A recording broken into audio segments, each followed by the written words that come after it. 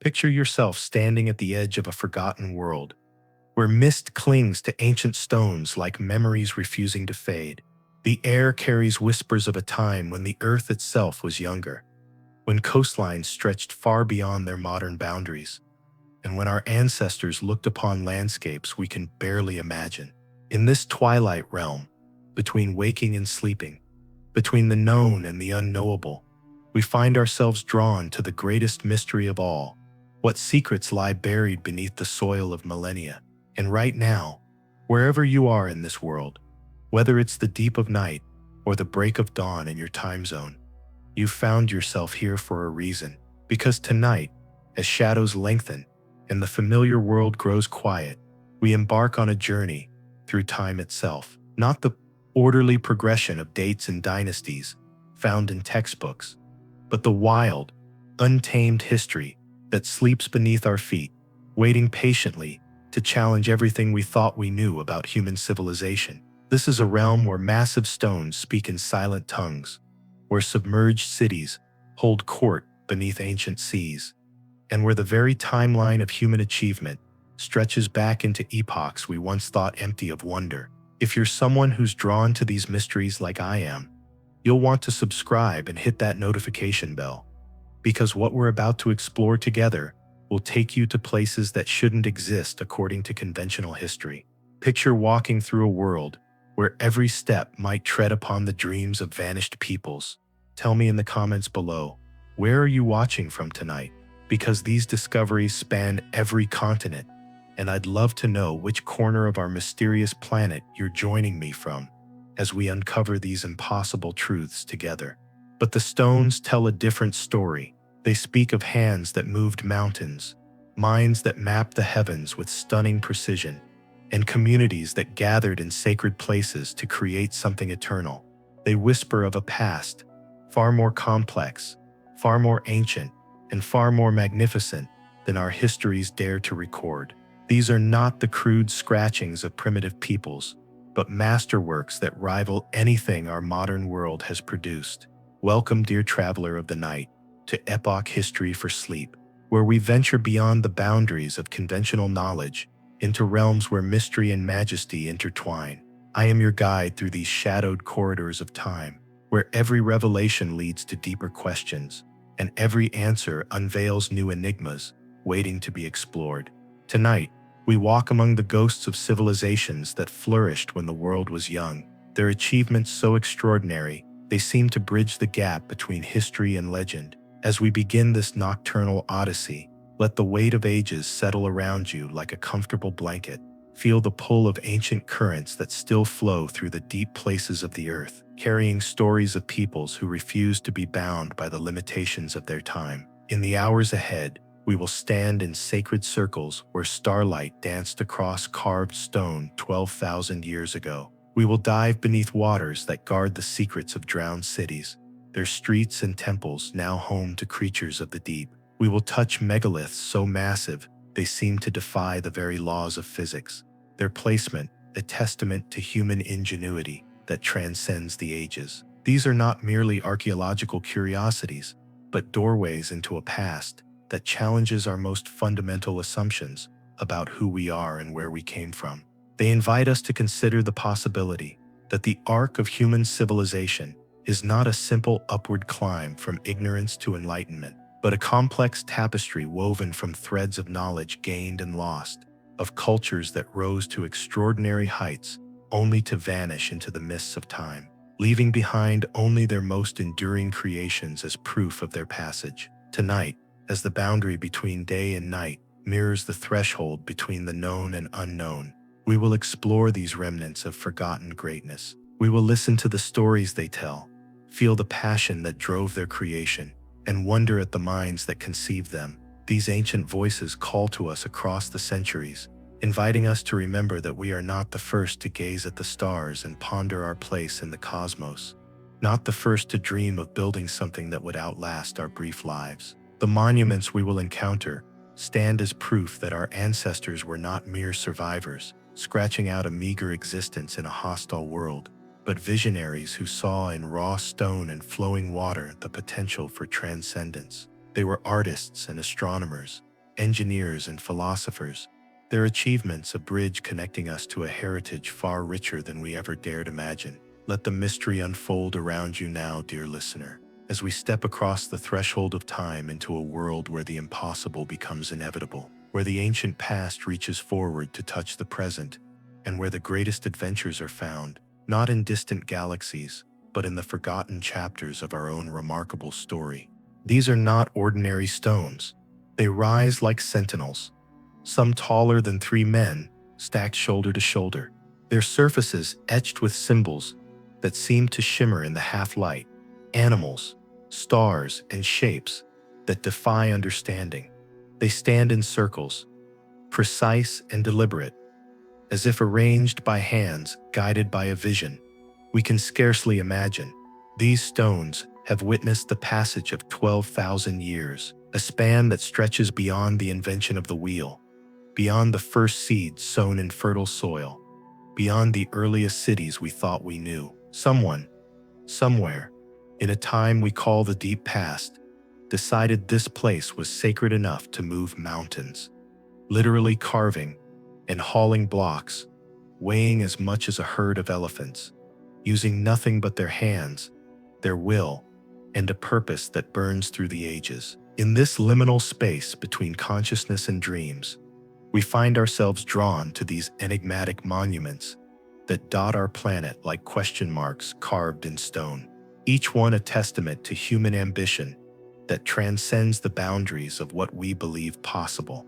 As we wander through this twilight realm of half-remembered civilizations, we begin to understand that history itself is not the linear progression we've been taught, but rather a vast spiral where echoes of the past continue to resonate in the present. The very air around these ancient sites seems thick with the accumulated weight of millennia, heavy with the breath of countless generations who labored under the same stars we see tonight. In the gathering dusk, when the boundary between earth and sky becomes blurred, these monuments reveal their true nature, not as mere piles of stone, but as bridges across time, connecting us to ancestors whose dreams and aspirations mirror our own in ways both profound and mysterious.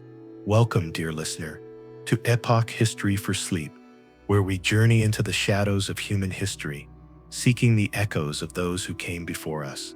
I am your guide through the labyrinth of the past, where every stone, every ruin, every whisper of the earth holds a story waiting to be heard. Tonight, we embark on a quest to unravel one of the greatest enigmas of all. What if we are not the first civilization to walk this earth?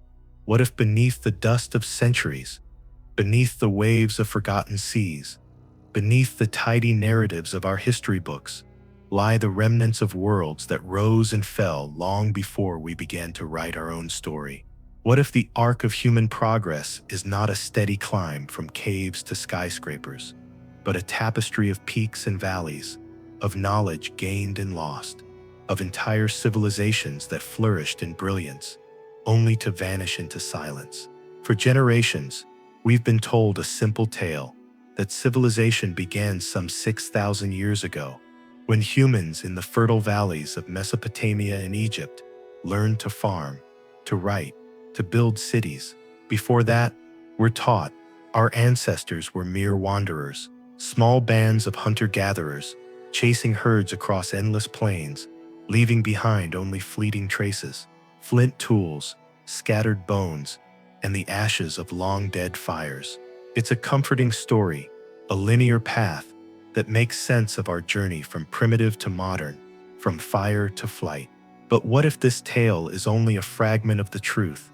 What if the past is not a single thread, but a vast broken mirror, its shards reflecting glimpses of societies far older, far wiser, far more capable than we've dared to imagine? Across the globe, there are whispers of something more. In the highlands of Turkey, massive stone circles predate the pyramids by thousands of years, their carvings hinting at a people who understood the stars and the seasons with an accuracy that rivals our modern astronomy. Off the coasts of India and Japan, sunken structures lie beneath the waves, their streets and temples now home to fish and coral, drowned by seas that rose when the last ice age ended. The silence of these underwater cities speaks volumes about the impermanence of even our greatest achievements. Yet their very existence challenges our understanding of when and where civilization first bloomed. In the mountains of Bolivia and Peru, blocks of stone, some heavier than modern locomotives, are fitted together with a precision that defies our understanding of ancient tools. These megalithic puzzles, with their perfectly interlocking joints and earthquake-resistant designs, suggest an engineering sophistication that seems almost supernatural in its perfection. These are not mere curiosities or footnotes in the grand narrative of human progress. They are challenges to everything we think we know, invitations to question the timeline we've accepted, and to wonder, what if we are only the latest chapter in a book whose earlier pages have been torn away by time, weather, and the restless movement of the earth itself? Consider the possibility that we are not the first to gaze at the night sky and ponder our place in the cosmos. Imagine that others, long before us, gathered in sacred spaces to worship, to dream, to create art and architecture that would outlast their fleeting lives. Picture cities built along ancient coastlines, now submerged beneath hundreds of feet of water, their inhabitants navigating vast oceans with skills we've yet to rediscover, following star maps written in stone and memory. These are not fantasies, but possibilities grounded in the stones we walk upon, in the myths we've dismissed as mere stories, in the clues that emerge from the earth with every new discovery. The past is not a closed book, but an open investigation, one that grows stranger and more wonderful with each layer we uncover. Let's linger for a moment on the idea of lost worlds. The legends of Atlantis, Lemuria, or the fabled continent of Mu have long captivated our imaginations. These are tales of golden ages, of civilizations that mastered arts and sciences we can barely comprehend, only to be swallowed by catastrophe, floods, earthquakes, or cosmic events that erase them from memory. For centuries, scholars dismissed these stories as myths, beautiful fictions spun to entertain or inspire. But what if they hold kernels of truth? What if the floods, described in ancient texts, be it the Bible, the Epic of Gilgamesh, or the sacred writings of India, are echoes of real events, of coastlines drowned when ice sheets melted 15,000 years ago? What if the gods and heroes of these tales were not divine beings, but the distorted memories of real people, leaders, and innovators of societies we've yet to rediscover? The evidence is tantalizing. Beneath the waves, off the coast of India, divers have found stone walls and foundations that match descriptions in ancient Sanskrit texts, hinting at a city that thrived when the seas were lower. In the jungles of Indonesia, a hill once thought natural reveals chambers and passages that could date back 20,000 years, suggesting a level of engineering unthinkable for its time. These discoveries raise questions that linger like shadows in the gathering dusk. Were these places part of a global network, a web of cultures connected by trade, ideas, or shared knowledge? Could they have possessed technologies, perhaps not machines as we know them, but methods of working stone, harnessing energy, or navigating the stars that we've lost to the ages? The allure of these mysteries lies not just in their age, but in their defiance of our expectations. We like to think of history as a steady march forward, each generation building on the last. But what if progress is not a straight line? What if civilizations rose to great heights, only to fall into oblivion, their knowledge scattered like dust in the wind, their achievements buried beneath the sediment of successive ages?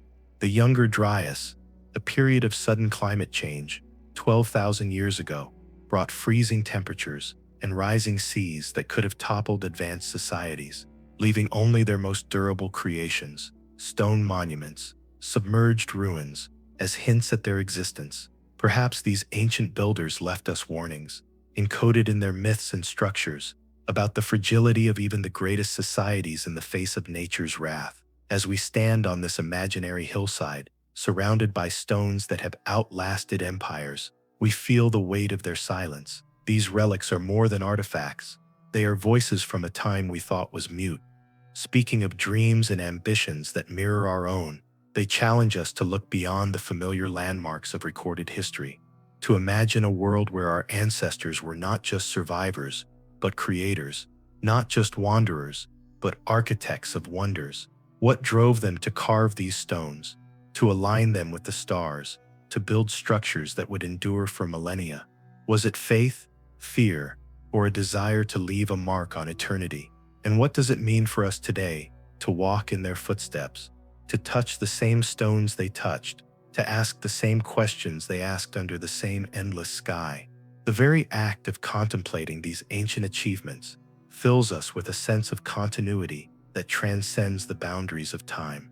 We are connected to these builders, not just by DNA, but by something deeper, the same fundamental human impulse to create meaning from chaos, to build something lasting from the raw materials of earth and sky. Tonight, we will journey to these forgotten places, from the wind-swept hills of Turkey to the submerged coasts of distant seas, from the towering stones of Lebanon to the intricate walls of Andean fortresses. We will explore the possibility that our history is far stranger, far older, and far more complex than we've been taught. We will listen to the stories carved in stone, whispered in myths, and preserved in the earth itself.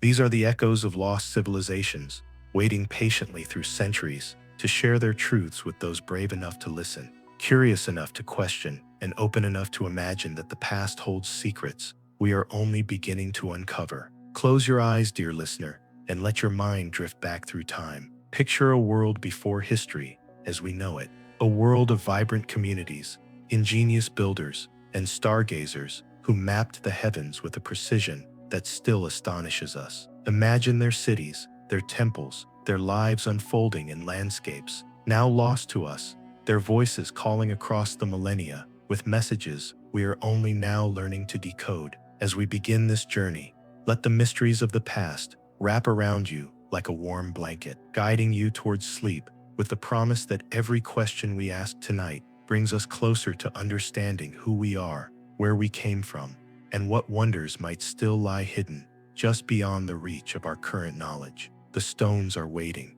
and their stories are calling. Let us step forward together into the enigma of lost civilizations, where every discovery is a step deeper into the heart of our shared human story. As the dawn's first light fades from the hillside where we stood, imagining the whispers of lost civilizations, we now journey to a specific place, a cornerstone of mystery that challenges everything we thought we knew about our past. Welcome to Göbekli Tepe, a site nestled in the rugged highlands of southeastern Turkey, where the earth itself seems to guard secrets older than time. Here, beneath a gentle rise known to local shepherds as Potbelly Hill, lies a discovery so profound it has rewritten the story of human beginnings. As we walk this ancient ground, the air carries a faint tang of dust and wild herbs, and the stones beneath our feet hum with the weight of 12,000 years. These are not mere ruins. They are a testament to a people who defied the limits of their era, building something so extraordinary it forces us to question the very foundations of our history. Let us step into this sacred space, dear listener, and uncover the enigma of Göbekli Tepe, the temple that stands as a riddle wrapped in stone.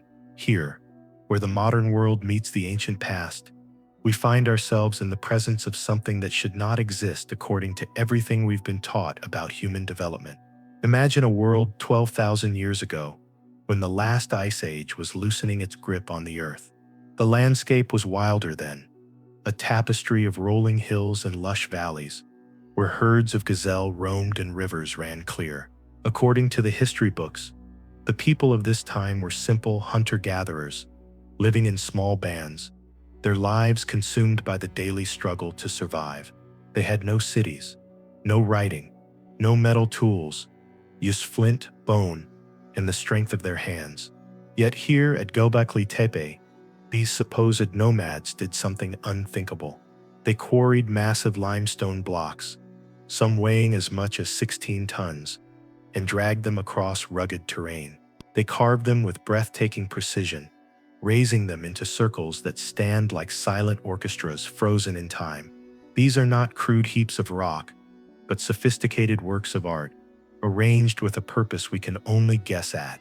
Their surfaces alive with images that speak of a world we've barely begun to understand. The pillars of Göbekli Tepe are the heart of this mystery. Each one towers like a two-story building, shaped into a perfect T, with some archaeologists suggesting they represent stylized human figures, sentinels, watching over rituals lost to the ages. Their surfaces are a canvas of ancient artistry, etched with creatures that seem to leap from the stone. Lions prowl with flowing manes, their muscles taut as if ready to spring. Wild boars charge with gleaming tusks, captured in mid-stride. Vultures spread their wings, poised for flight, while serpents coil in intricate patterns. Their scales so finely detailed, you can almost feel their cool, smooth glide. These are not random decorations, but a deliberate menagerie, perhaps telling stories of creation, survival, or the sacred bond between these people and the natural world. Some of these animals, long vanished from this region, hint at a time when the climate was greener, when this land was a paradise of forests and plains home to creatures no longer seen. The artistry speaks of a deep observation of nature, a reverence for the wild world that surrounded these ancient communities. What makes Göbekli Tepe so staggering is its age. At 12,000 years old, it predates Stonehenge by 7,000 years, and the pyramids of Egypt by 8,000. It was built before humans learned to grow crops, before they domesticated animals, before they crafted pottery or invented the wheel. Everything we thought we knew about prehistoric humanity tells us that such a feat should have been impossible. Hunter-gatherers, we were taught, lacked the time, resources, or organization to undertake massive construction projects. Yet here they stand, these circles of stone, proof that our ancestors were capable of far more than we've given them credit for. Building Göbekli Tepe would have required hundreds of workers laboring for decades, quarrying stone with tools of flint and bone, transporting it without wheels, and raising it with an engineering precision that still baffles us. This was no small endeavor, but a monumental act of collective will, driven by a vision we can only imagine. Picture the planning sessions that must have taken place, the heated debates over angles and measurements, the coordination required to move stones that would challenge modern machinery. The very existence of this site suggests a level of social organization and shared purpose that transforms our understanding of prehistoric society. The carvings themselves are a puzzle within a puzzle, each one a clue to the minds that created them. The animals are not just art, they seem to carry meaning, perhaps representing totems, spiritual guides, or myths that bound this community together. Some pillars bear abstract symbols, circles, lines, and enigmatic shapes that might mark astronomical events, territorial boundaries, or spiritual concepts. One carving depicts a human figure intertwined with animals, suggesting shamanic rituals where people took on the traits of powerful creatures, blurring the line between human and wild. Another shows a headless man, a motif that echoes across ancient cultures, perhaps hinting at sacrifice, transformation, or rebirth. These images are not the work of amateurs, but of skilled artisans who mastered their craft over generations, using tools so simple, flint knives, stone hammers, wooden levers, that their achievements seem almost miraculous. But the greatest mystery of Göbekli Tepe lies not in its creation, but in its burial. Around 10,000 years ago, this magnificent complex was deliberately covered with tons of earth and debris.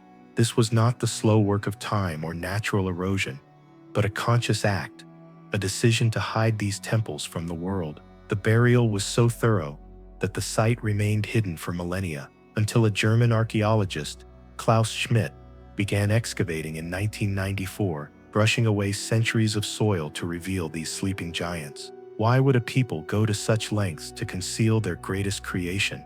Was it an act of reverence, sealing a sacred space to protect it for eternity? Or was it a response to crisis, a shift in beliefs, a change in climate, or a fear that their world was ending? Some researchers link this burial to the Younger Dryas, a period of sudden cooling that disrupted the earth 12,000 years ago, bringing drought and upheaval. Perhaps these temples were built to appease gods, angered by a changing world, then buried when new beliefs took hold or when the crisis passed. The deliberate nature of the burial suggests a community that valued their creation enough to preserve it, even if it meant hiding it from view. This act of concealment may have been their way of ensuring that their greatest achievement would survive the chaos of a changing world.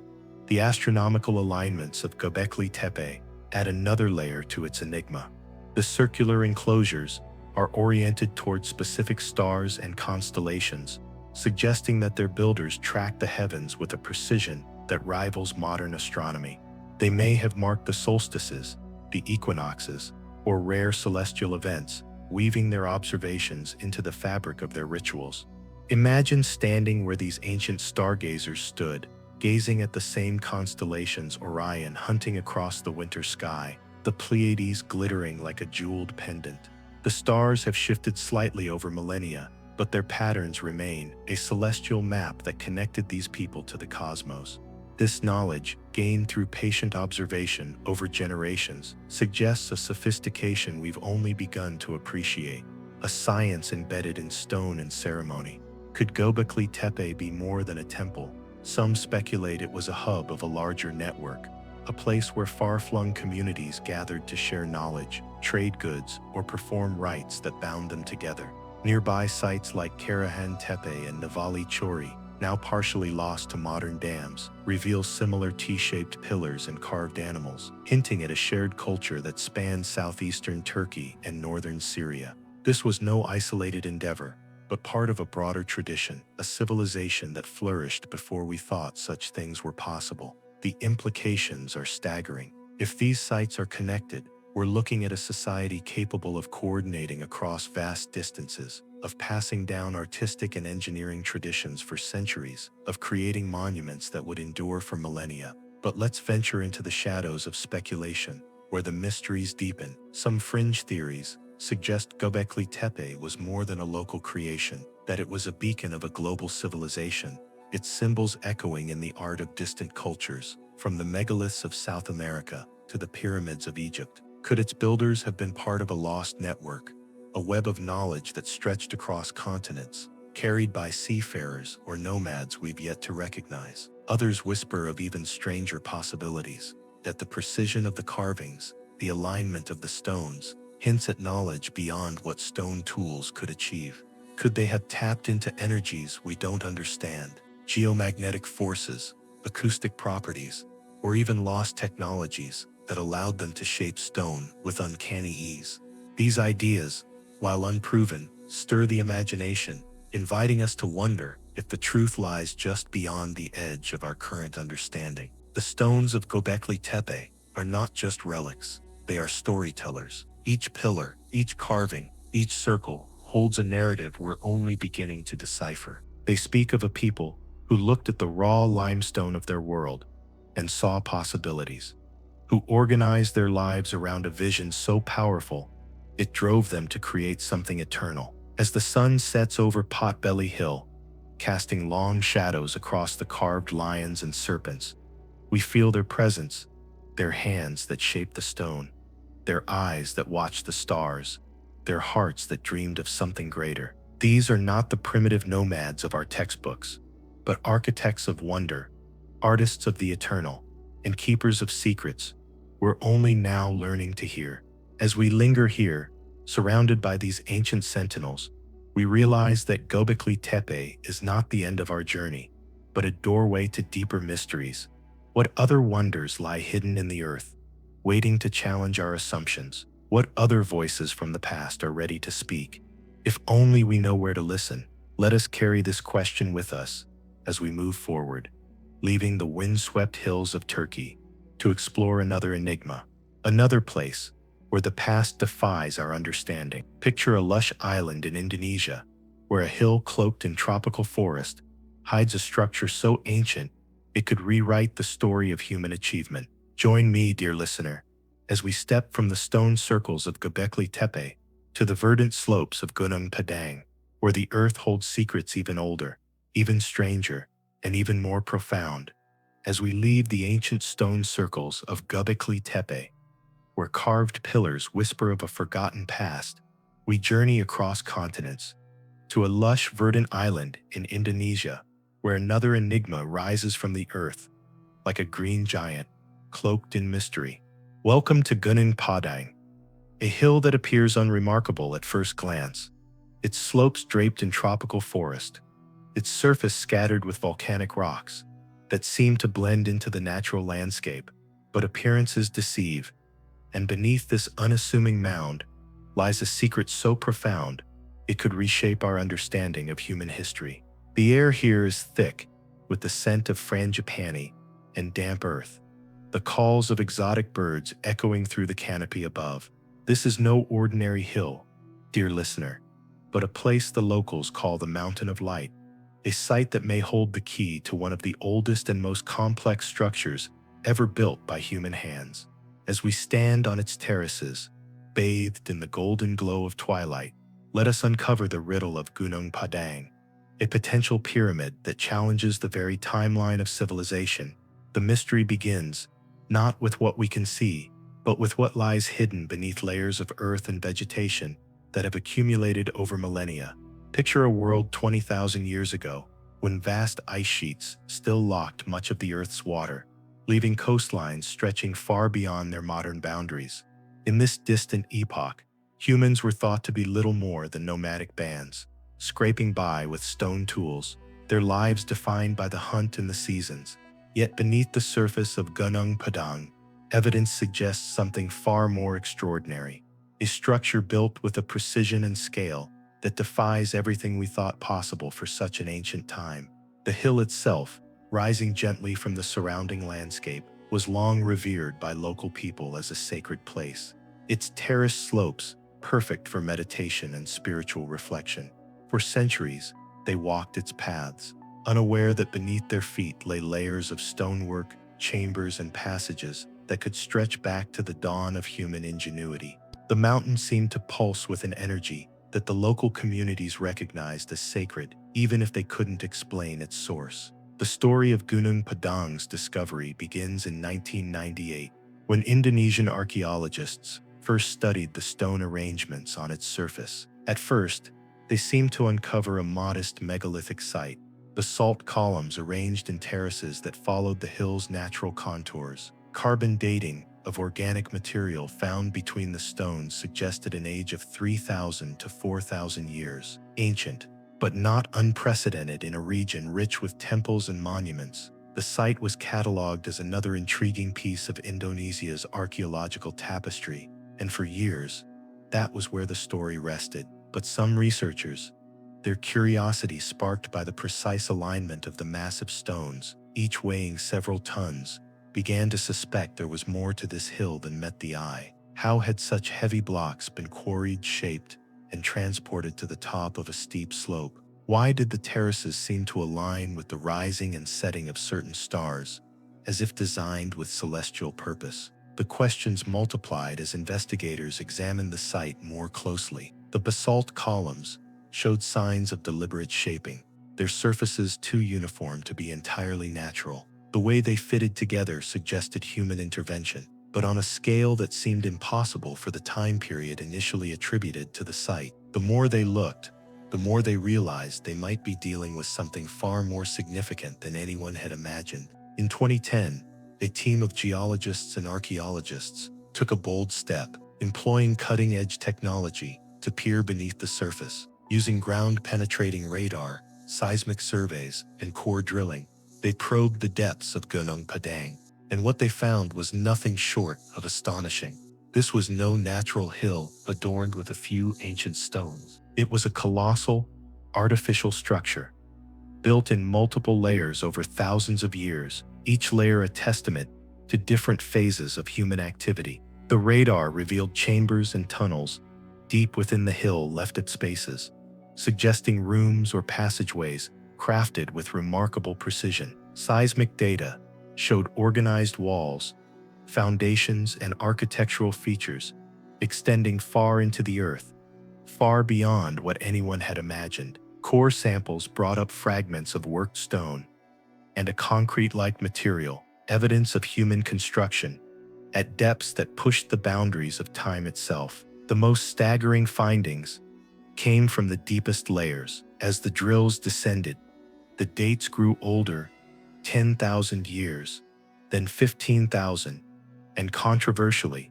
as far back as 20,000 years or more. If true, Gunung Padang would not only be the oldest pyramid in the world, but the oldest large-scale human construction ever discovered, predating Göbekli Tepe by 8,000 years, and the pyramids of Egypt by 15,000.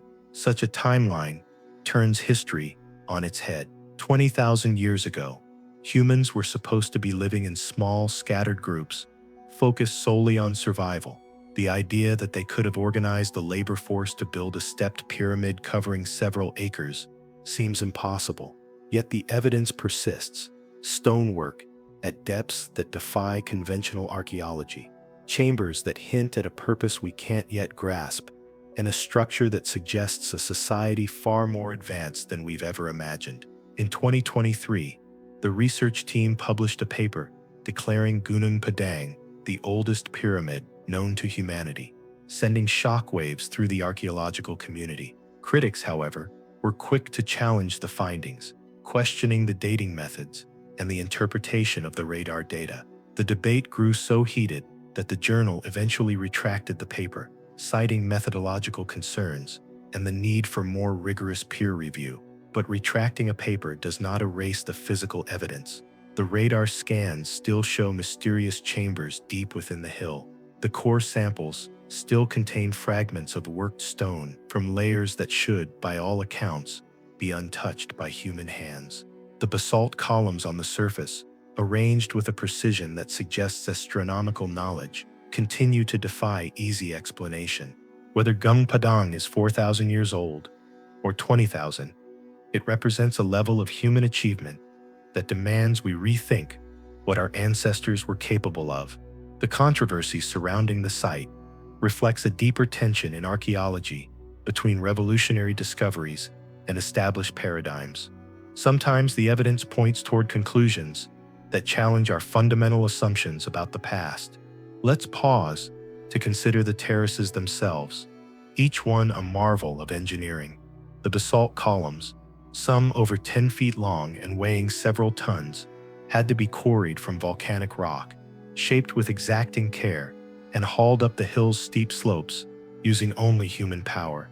The arrangement of these stones shows a clear understanding of geometry, with terraces that follow the hill's contours, yet align with celestial events. Researchers have identified orientations that correspond to the rising and setting of specific stars as they appeared thousands of years ago, suggesting the builders observed the heavens over generations, recording their movements with a precision that rivals modern astronomy. Imagine them standing on these slopes at dawn, watching the first light touch a particular stone, marking the solstice or a star's ascent, their rituals weaving the earth and sky into a single sacred narrative. But the mystery deepens when we explore the acoustic properties of the site. Some chambers detected through radar and accessed through limited excavations seem designed to amplify sound in unusual ways. Voices echo and resonate, creating an otherworldly effect that might have been used in ceremonies or spiritual practices. Could the builders have understood principles of acoustics, shaping their chambers to enhance chants or music, to evoke a sense of the divine? This possibility adds a layer of sophistication to Gunung Padang, suggesting a culture that not only mastered stone, but also harnessed the power of sound to shape their spiritual world.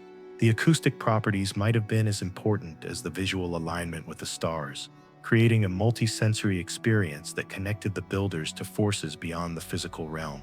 The botanical evidence around the site tells another story, one of a changing world. Analysis of ancient pollen and plant remains reveals that the region's climate has shifted dramatically over millennia. When the deepest layers of Gunung Padang were built, the area may have been cooler, perhaps more forested, home to plants and trees no longer found here. This suggests the builders lived in a landscape vastly different from today's tropical paradise, their work a response to an environment we can barely reconstruct. Could they have been preserving a memory of that lost world in their stone terraces? A monument to a time when their land was lush and abundant, a testament to the impermanence of even the most stable-seeming environments. Now, let's step into the realm of speculation, where the shadows of Gunung Padang grow longer and more intriguing. Some theorists propose that this site is evidence of a lost civilization, one that possessed technologies or knowledge far beyond what we attribute to prehistoric peoples. The precision of the stonework, the depth of the chambers, and the astronomical alignments have led to whispers of techniques that seem almost otherworldly, tools that cut stone with laser-like accuracy, methods to move massive blocks that defy simple levers and rollers.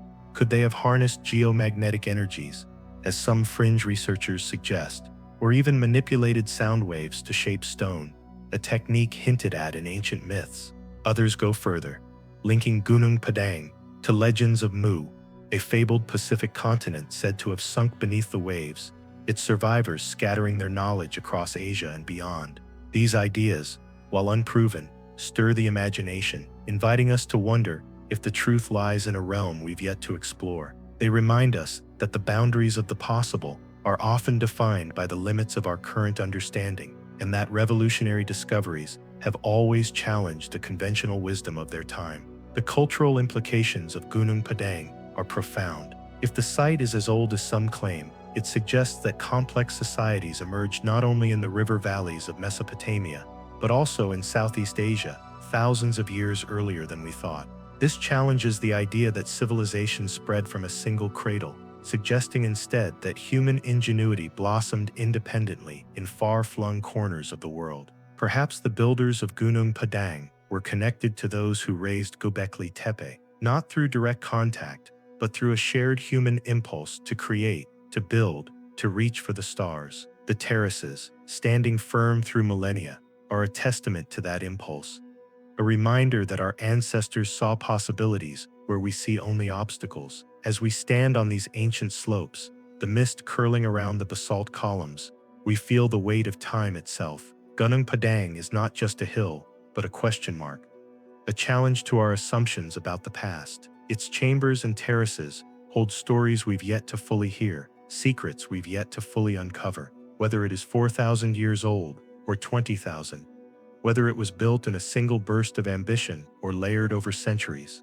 it speaks of a people who refused to be bound by the limits of their time. And as we ponder their achievements, we find ourselves drawn to another mystery, one that lies beneath the waves, where entire cities rest in silent slumber, drowned by the seas that rose at the end of the Ice Age.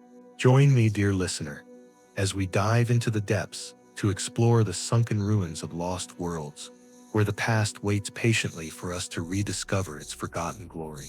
We now turn our gaze to the vast, restless expanse of the ocean. Beneath its waves, hidden in the cold, dark depths, lie the remnants of worlds long lost to us. Cities, villages, and sacred places, swallowed by the sea when the Ice Age ended. Picture yourself standing on the shore, dear listener, the salt breeze tangling your hair, the horizon stretching endlessly before you.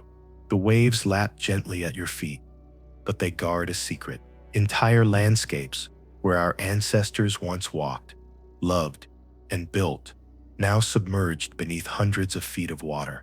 These are not mere myths, but tangible relics, their streets and temples now home to fish and coral, their stories preserved in perfect silence. Tonight we dive into the mystery of these submerged cities: Atlit Yam in Israel, Dwarka in India, Pavlopetri in Greece, and Yonaguni in Japan, each one a clue to a drowned world that challenges our understanding of the past. Let us plunge into the depths, guided by the echoes of forgotten civilizations, as we explore the traces of a world lost to the sea. Imagine a time 15,000 years ago, when the Earth was locked in the final throes of the Ice Age. Vast glaciers held so much water that sea levels were 400 feet lower than they are today. Coastlines extended miles beyond their modern boundaries, revealing plains and valleys where communities thrived. Rivers that now vanish beneath the waves once nourished fertile lands, and islands now mere specks were once towering hills rising from sprawling landscapes. Our ancestors built their homes along these ancient shores, drawn by the bounty of the sea, fish, salt, and trade routes that connected distant peoples. The coastal zones were highways of ancient civilization, bustling with activity that we can barely imagine. These were not primitive settlements, but sophisticated communities that understood the rhythms of the ocean and built their lives around its gifts. But as the ice began to melt, the seas rose relentlessly, not in a sudden deluge, but in a slow, inexorable flood that spanned generations. Beaches became shallows, valleys turned to bays, and entire settlements were submerged, their inhabitants forced to flee or adapt, carrying with them only memories of the lands that had nurtured their ancestors for millennia. By 6,000 years ago, when the melting stopped, over 120 million square kilometers of coastline had vanished, taking with it countless chapters of human history. Today, less than 5% of the ocean floor has been mapped in detail, leaving these drowned worlds largely unexplored, their secrets waiting in the silent depths. Every dive into these underwater realms is like opening a time capsule, revealing glimpses of lives that ended when the waters rose. Our first stop is Atlit Yam, a Neolithic village off the coast of Israel, submerged 9,000 years ago beneath the Mediterranean Sea. Discovered in the 1980s, this site is a time capsule of early human life, remarkably preserved by the anaerobic conditions of the seafloor. Stone houses stand intact, their hearths still bearing traces of ancient fires, the charcoal and ash testament to the warmth that once filled these homes. Wooden artifacts, rare survivors of millennia, lie scattered among the ruins alongside tools of flint and bone. The preservation is so extraordinary that archaeologists can examine wooden bowls, carved figurines, and even fragments of rope, materials that would have long since decayed on land. At the heart of the village, a circle of 7 megaliths, each weighing up to 600 kilograms, surrounds a freshwater spring that still bubbles up from the ocean floor, a silent testament to a community that revered this life-giving source. The preservation is so extraordinary that archaeologists can trace the daily lives of its people with unprecedented detail. They grew wheat and barley, domesticated animals, and fished the rich coastal waters. They traded materials from hundreds of kilometers away, suggesting a network of connections that spanned the ancient world. Shells from the Red Sea, obsidian from Anatolia, and copper from distant mountains all found their way to this small coastal village. Standing here in your mind's eye, imagine the villagers gathering around the spring, their voices mingling with the sound of waves, their lives unfolding in a world that would soon be lost to the sea. Children playing in the shallows, fishermen preparing their nets, craftspeople working stone and wood into tools and art that would outlast their makers. But Atlit Yam is more than a snapshot of Neolithic life. It raises questions that ripple through time. How did a community of supposed hunter-gatherers build such permanent structures, with stone houses and a sophisticated trade network? Why did they arrange massive stones around a spring, a design that echoes the sacred circles of Göbekli Tepe? Could this have been a place of ritual, a sanctuary where people sought to understand their place in a changing world? Some speculate that the rising seas forced these villagers to abandon their homes, leaving behind a monument that still speaks of their resilience and ingenuity. Others wonder if Atlit Yam was part of a broader coastal culture, now lost, that flourished along the Mediterranean's ancient shores, its traces scattered beneath the waves. We travel now to the western coast of India, near the modern city of Dwarka, where another submerged enigma awaits. Local tradition has long spoken of a magnificent city, the legendary capital of Lord Krishna, described in ancient Sanskrit texts as a metropolis of palaces, gardens, and bustling harbors. For centuries, scholars dismissed these tales as mythology, poetic embellishments with no basis in reality. But in recent decades, underwater surveys have revealed stone structures on the seabed, moss walls, foundations, and carved blocks that match the descriptions in the Mahabharata. These massive sandstone blocks, some weighing several tons, are arranged with a precision that suggests careful planning and engineering. Carbon dating of organic material found at the site yields dates ranging from 3,000 to over 9,000 years old, hinting that Dwarka was occupied for millennia before the seas claimed it. Imagine diving through these murky waters, your torch illuminating a forgotten street, its stones worn smooth by currents, but still bearing the marks of ancient masons. The structures show clear signs of human construction: dressed stones fitted together, drainage systems, and what appear to be the foundations of substantial buildings. Could this be the fabled city of Krishna, or is it something even older, a relic of a civilization we've yet to name? The mystery of Dwarka deepens when we consider its place in ancient texts. The Mahabharata describes a city swallowed by the sea, a story echoed in flood myths across cultures. Could these tales preserve memories of real events, when rising waters inundated thriving communities? Some researchers propose that Dwarka was a hub of an ancient maritime network, its harbors linking India to distant shores in Mesopotamia or Africa. The precision of the stonework suggests a society with advanced engineering skills, capable of building structures that have endured thousands of years underwater. The blocks show evidence of sophisticated joinery techniques, with some stones carved to fit together like puzzle pieces. This level of craftsmanship speaks to a tradition of masonry that was passed down through generations, but others venture into bolder speculation. Could Dwarka be a remnant of a lost civilization, perhaps even connected to the fabled Atlantis? While mainstream archaeology remains cautious, the alignment of these underwater ruins with ancient texts invites us to wonder if myth and history are more intertwined than we've been taught. Next, we journey to the Aegean Sea off the southern coast of Greece, to Pavlopetri, often called the world's oldest submerged city. Dating to around 5,000 years ago, this Bronze Age settlement spans nearly 30,000 square meters, its layout remarkably intact beneath the shallow waters. Divers can trace its streets, laid out in a grid of straight lines intersecting at right angles, a level of urban planning once thought to be a much later invention. Houses, courtyards, and even a sophisticated water management system reveal a community that thrived on trade and agriculture. Unlike terrestrial sites, where centuries of human activity disturb ancient remains, Pavlopetri is frozen in time, its structures untouched since the sea claimed them. Picture yourself swimming through these submerged streets, the water cool and clear, the outlines of homes and plazas visible below.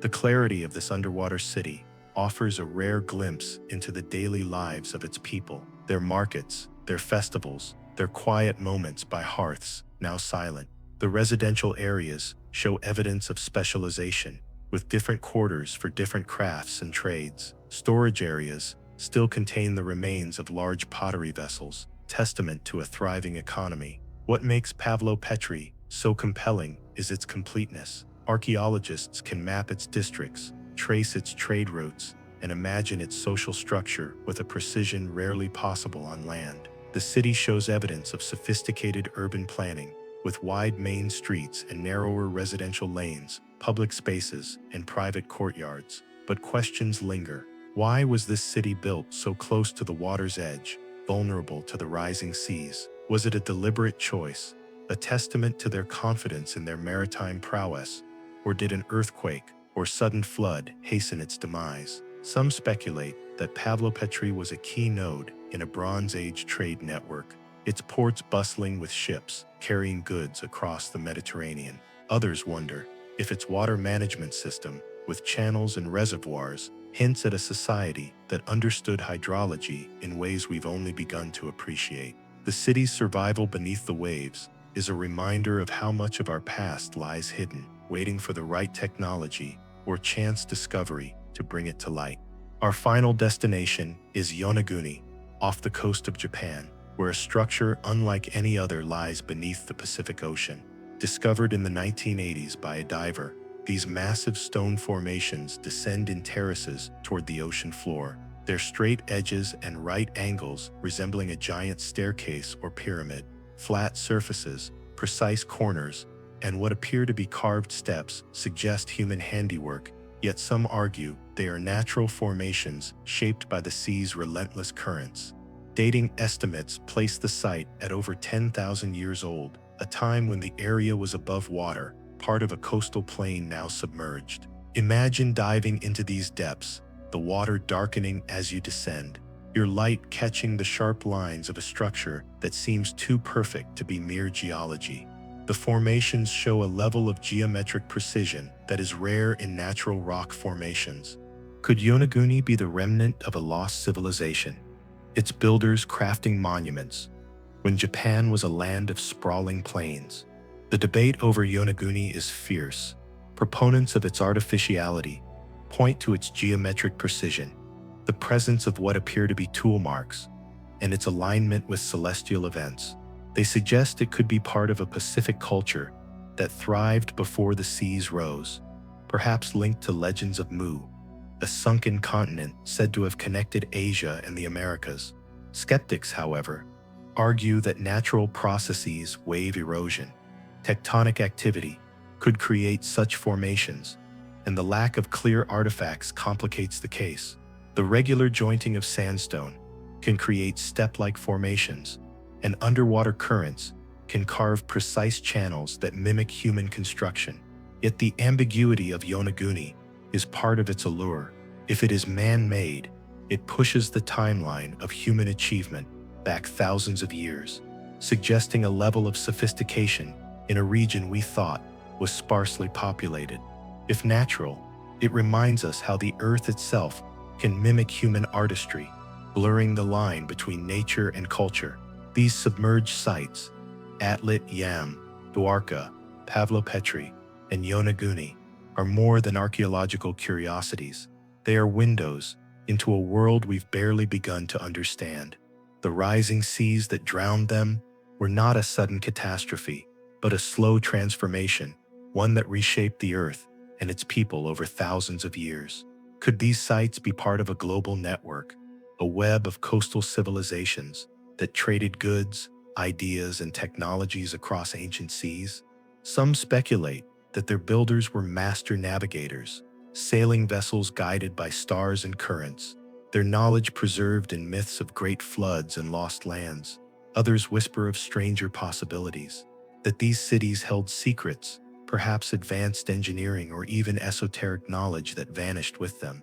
The idea of Atlantis or Mu may seem fanciful, but the discovery of these underwater ruins forces us to question where myth ends and history begins.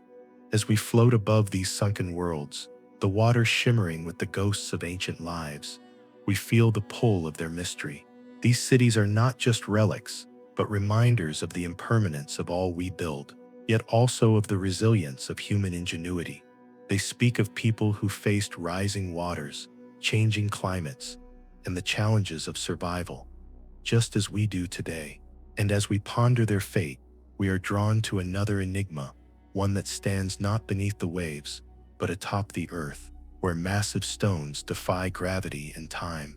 Join me, dear listener, as we rise from the depths to explore the impossible megaliths of Baalbek, Sacsayhuaman, and Pumapunku, where the past challenges us with feats of engineering that seem to touch the stars. As we emerge from the shadowy depths of submerged cities, where the ocean guards the secrets of lost worlds, we now stand upon the solid earth, where another mystery awaits.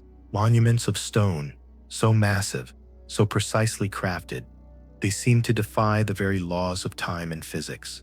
Picture yourself, dear listener, on a sun-scorched plain in Lebanon, a high plateau in Peru, or a windswept altiplano in Bolivia. The air hums with the weight of ages, and before you rise blocks of stone, larger than modern buses, fitted together with a precision that mocks our understanding of ancient tools. These are the megaliths of Baalbek Sacsayhuaman and Pumapunku, silent giants that challenge our assumptions about what our ancestors could achieve. Each stone, some weighing hundreds of tons, was quarried, shaped, and placed with a mastery that whispers of knowledge we've yet to rediscover. Tonight we walk among these impossible stones, tracing the hands that move them, the minds that plan them, and the mysteries that still cling to their surfaces. Let us journey, guided by the echoes of ancient engineers, into a world where stone and ambition became one. First, we arrive at Baalbek in Lebanon's Bekaa Valley, a place the Romans called Heliopolis, the city of the sun. Here, amidst the ruins of grand temples, lies a foundation that predates Roman hands, a marvel known as the Trilithon.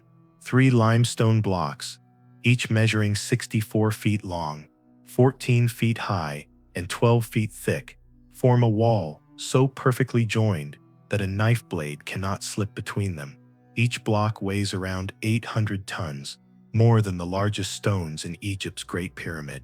Yet they were lifted, transported, and set with an accuracy that defies modern engineering. Imagine standing before these giants, their surfaces smooth and unyielding, their presence a silent rebuke to our assumptions about the past. The stones seem to possess an almost supernatural quality, as if they were shaped by forces beyond human comprehension. The Romans built atop these foundations, but the Trilithon was already ancient when they arrived, crafted by a people whose identity remains shrouded in mystery. The Roman engineers, masters of construction in their own right, must have gazed upon these blocks with the same wonder we feel today.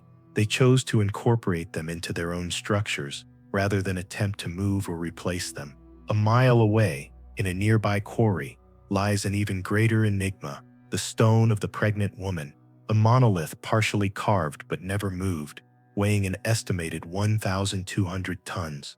Picture it half buried in the earth, its edges sharp and precise, as if its creators paused mid-task, leaving it to wait for millennia. How did they plan to move such a colossal block? Modern cranes capable of lifting such weight didn't exist until the 20th century, and even today, transporting it over rough terrain would be a logistical nightmare. Yet the builders of Baalbek not only planned to move this stone, but succeeded with others nearly as large, placing them with a precision that has endured earthquakes, wars, and the passage of time.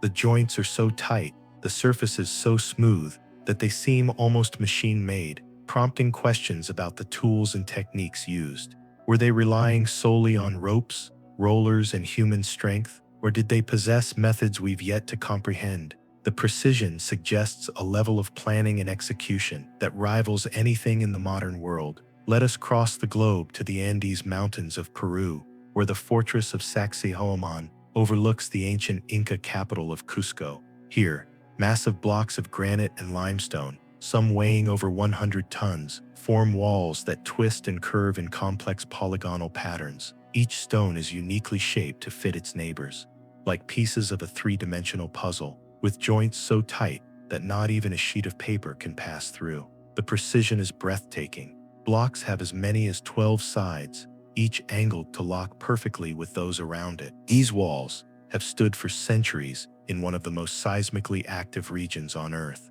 surviving tremors that toppled later constructions. Imagine running your fingers along these stones, their surfaces polished to a near-mirror finish, their curves flowing seamlessly into one another. The engineering behind this earthquake-resistant design is only now being studied by modern architects who marvel at its ingenuity. The stones of Sacsayhuaman were quarried miles away, dragged up steep mountain slopes, and shaped with a precision that seems almost otherworldly. The Andes' thin air, at over 11,000 feet above sea level, makes physical labor grueling, yet these builders accomplished feats that would challenge today's technology. How did they measure and cut these irregular shapes to fit so perfectly? The process would have required meticulous planning, trial fittings, and a deep understanding of geometry and structural dynamics. Some stones bear subtle marks, as if polished by abrasive techniques that erased the traces of their carving. Others seem to flow together, their edges blending so smoothly they appear almost organic. This level of craftsmanship suggests a tradition refined over generations, a mastery that turned raw stone into a symphony of form and function. The builders must have possessed not only technical skill, but also an aesthetic sense that transformed functional architecture into art. Our journey takes us further south, to Pumapunku, part of the Tiwanaku complex in Bolivia, where the mystery of ancient stonework reaches its zenith. Here, blocks of andesite and red sandstone, among the hardest materials to work, form structures of unparalleled precision. The surfaces are so flat, they seem machine-milled, with edges straight to within fractions of an inch in corners, forming perfect right angles. Some blocks feature intricate channels and joints, as if designed to interlock like pieces of a giant puzzle. Others bear standardized elements, suggesting a level of planning and quality control we associate with modern manufacturing. Picture yourself standing before a single block, its surface gleaming under the high-altitude sun, its edges so sharp they could have been cut yesterday. These stones, some weighing over 100 tons, were transported across Lake Titicaca and up steep slopes to a site 12,000 feet above sea level, a feat that seems nearly impossible given the tools available. The andesite at Pumapunku is particularly perplexing. Its hardness makes it resistant to copper or bronze tools, the most advanced metals known to ancient South American peoples. Stone tools would have required immense time and effort to shape such material, yet the surfaces show no rough marks, no signs of the chiseling we'd expect. Some blocks feature drilled holes and grooves, so precise they suggest advanced techniques, perhaps even tools lost to the archaeological record. The interlocking joints, with their complex shapes and standardized forms, hint at a system of mass production, as if the builders had a template for creating identical components. This level of standardization is astonishing, suggesting a society with a sophisticated understanding of logistics, engineering, and perhaps even mathematics. The precision required to create interchangeable parts implies a level of quality control that would be impressive even by modern standards. The mysteries of these sites, Göbekli, Sacsayhuaman, and Pumapunku, extend beyond their construction to the question of why. Why did these ancient peoples go to such lengths to move and shape stones of such immense size? Was it to honor gods, to mark sacred places, or to leave a legacy that would outlast their world? The precision of the stonework suggests more than structural necessity. It feels like an expression of mastery, a declaration that human ingenuity could conquer any challenge. Some stones at Sacsayhuaman and Pumapunku are aligned with celestial events, their positions marking solstices or constellations, as if the builders sought to anchor their world to the cosmos. Others seem designed for acoustic effects, their shapes amplifying sound in ways that might have enhanced rituals or gatherings. Imagine the chants echoing through Sacsayhuaman's walls, the vibrations resonating in Pumapunku's chambers, connecting the builders to something greater than themselves. But let us venture into the realm of speculation, where the shadows of these stones grow longer and more intriguing. Some theorists propose that these megaliths could not have been built with the tools we attribute to ancient peoples. The precision at Pumapunku, the sheer weight of Baalbek's trilithon, the earthquake-resistant design of Sacsayhuaman's could these be the work of a lost technology, perhaps one that harnessed sound, magnetism, or even unknown energies to shape and move stone? Fringe researchers whisper of ancient machines, perhaps powered by principles we've yet to rediscover, or even knowledge shared by visitors from beyond the stars. The idea of extraterrestrial influence, while dismissed by mainstream archaeology, lingers in the imagination, fueled by the sheer impossibility of these feats. Could the builders have tapped into a global tradition, a shared knowledge that linked Baalbek's masons to those in Peru and Bolivia, despite thousands of miles and years separating them? These speculations, while unproven, invite us to question our assumptions. The similarities in construction techniques across these sites, precise joints, massive stones, celestial alignments, suggest a universal human impulse to build enduring monuments, perhaps driven by a shared understanding of the world. Yet the tools remain a mystery. At Baalbek, no clear evidence of advanced machinery has been found, yet the stones speak of a process beyond simple levers and rollers. At Pumapunku, the absence of tool marks challenges our understanding of ancient craftsmanship. Some propose that the builders used abrasive techniques, grinding stones with sand and water over years.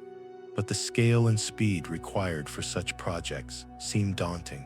Others suggest that perishable tools, wooden templates, organic compounds may have left no trace, obscuring the methods used. The transportation of these stones is equally baffling. At Baalbek, The quarry lies a mile away, across uneven terrain. At Sacsayhuaman, stones were hauled up steep slopes in thin air. At Pumapunku, blocks crossed Lake Titicaca, a journey that would test modern logistics. Experimental archaeology has shown that ropes, rollers, and human labor could move such stones, but the coordination required hundreds of workers, precise planning, and unwavering commitment. Suggests a society with a powerful cultural or spiritual drive. Perhaps these projects were not just practical but sacred, their completion a testament to collective faith or ambition. Imagine the chants of workers as they pulled these stones, the ceremonies that blessed each block, the pride of a community that saw their labor rise toward eternity. These megaliths are more than engineering marvels. They are bridges between our world and theirs, reminding us that our ancestors were not bound by the limitations we imagine, but were visionaries who saw stone as a canvas for their dreams. The trilithon at Baalbek, the polygonal walls of Sacsayhuaman, the precise blocks of Pumapunku, they stand as testaments to human potential, to minds that refuse to accept the impossible. As we stand before these stones, their surfaces warm under the fading sun. We feel their weight, not just in tons, but in time, in effort, in aspiration. They are not just relics, but challenges, daring us to look deeper, to question what we know, and to imagine what else might lie hidden in the Earth's embrace. As the stars begin to pierce the twilight sky, we prepare to leave these massive stones, but their mystery lingers, pulling us toward another enigma. What if these achievements were not isolated, but part of a broader tapestry woven by minds that shared knowledge across oceans and ages? The monuments we visited raised questions that refused to settle quietly, drawing us deeper into the labyrinth of human potential and ancient mystery.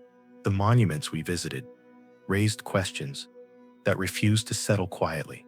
How did people 12,000 years ago carve Göbekli Tepe's pillars with such artistry, using only flint and bone? Why do Gunung Padang's deepest layers suggest construction from a time when humans were supposedly nomadic? How could the builders of Baalbek move 200-ton stones without modern cranes?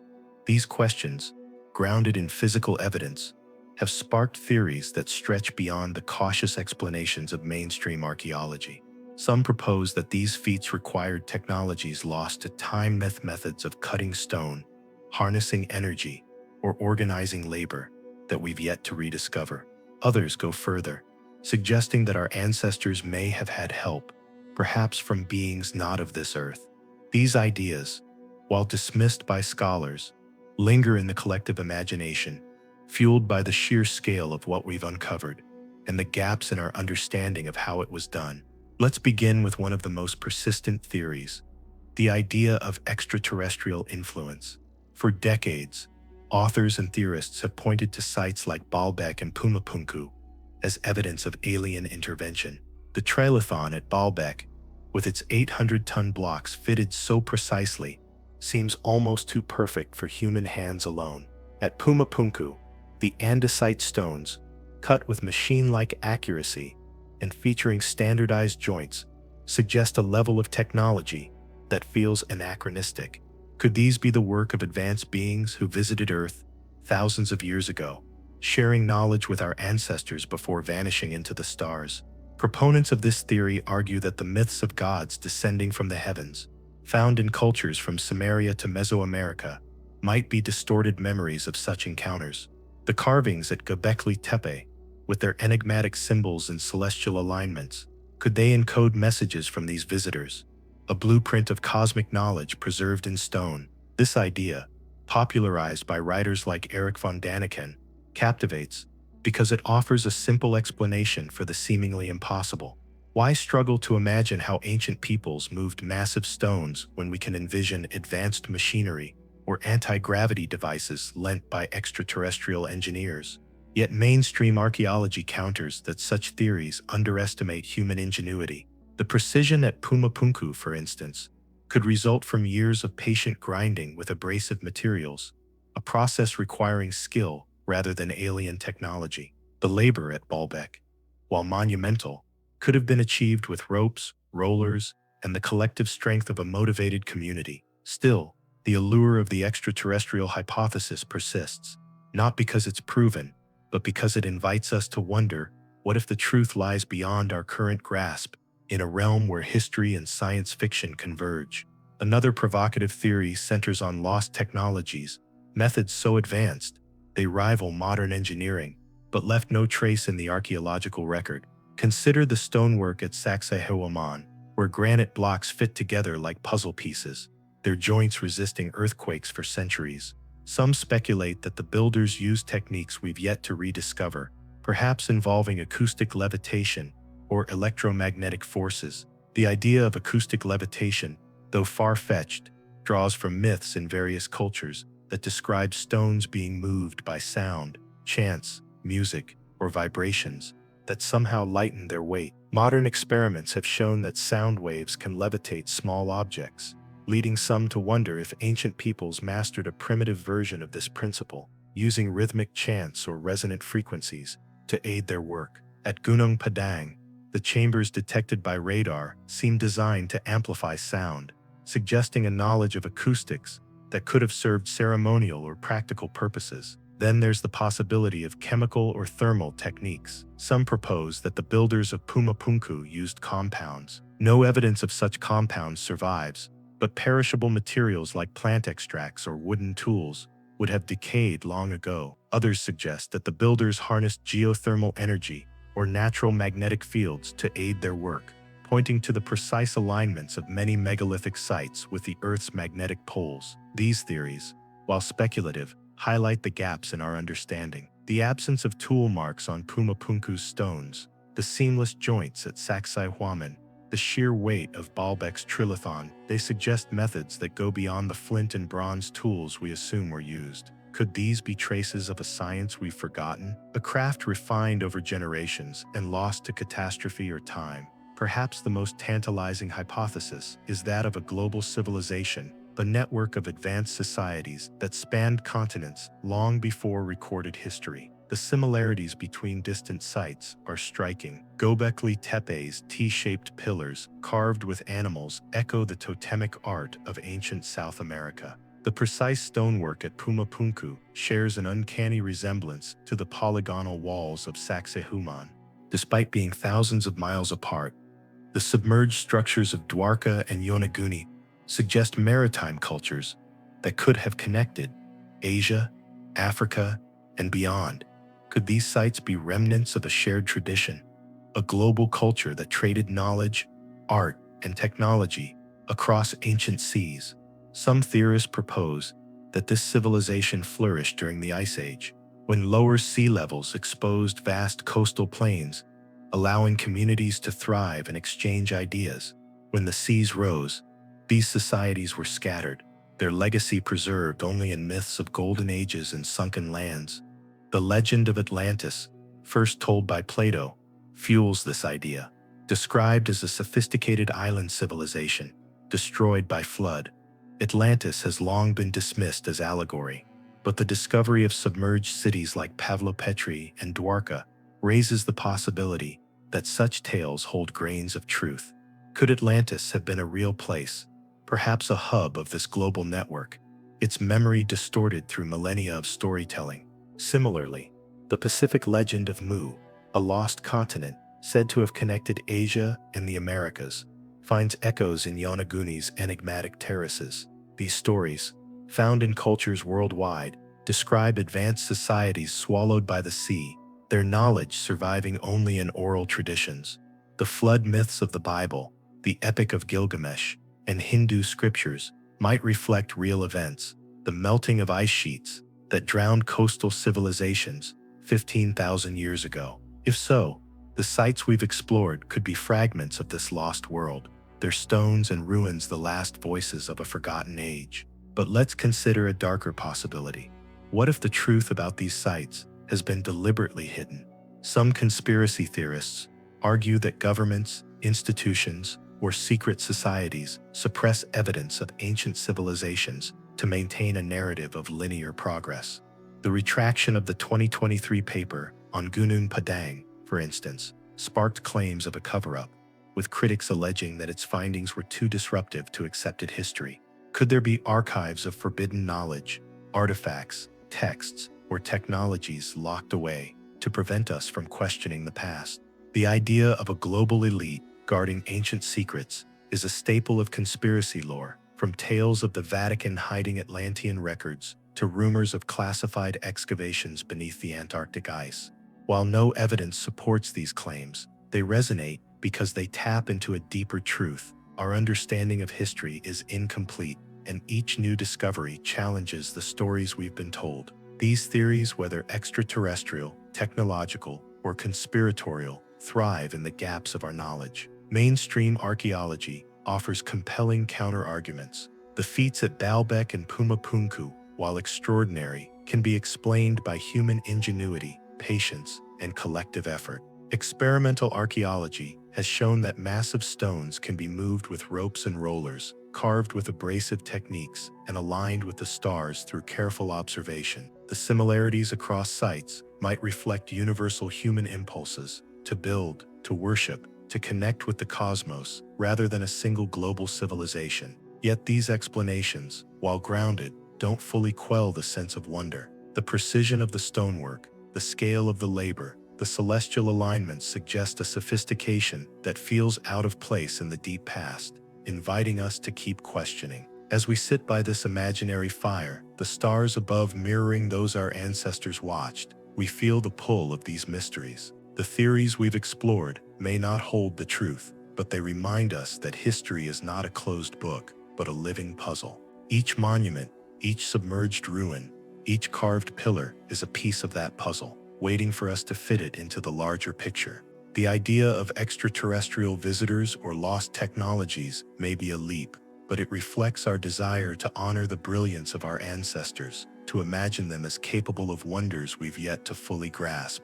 The possibility of a global civilization or hidden knowledge challenges us to look beyond the familiar, to seek connections that span continents and millennia. As the fire's embers fade, we prepare to move from the realm of speculation to the light of science, where new technologies are unlocking the secrets of these ancient sites. The stones we've touched, the theories we've pondered, they all point to a past richer and more complex than we've imagined. Join me, dear listener, as we step from the shadows of conspiracy into the brilliance of discovery, where tools like LiDAR, radar, and DNA analysis are revealing a history that continues to surprise and inspire, guiding us deeper into the enigma of our shared human story. Imagine a world where the dense canopy of a jungle hides an entire city, its pyramids and plazas swallowed by vines and time. Until recently, such places remained invisible, their secrets guarded by nature's relentless embrace. But now, a technology called LiDAR's light detection and ranging has changed everything.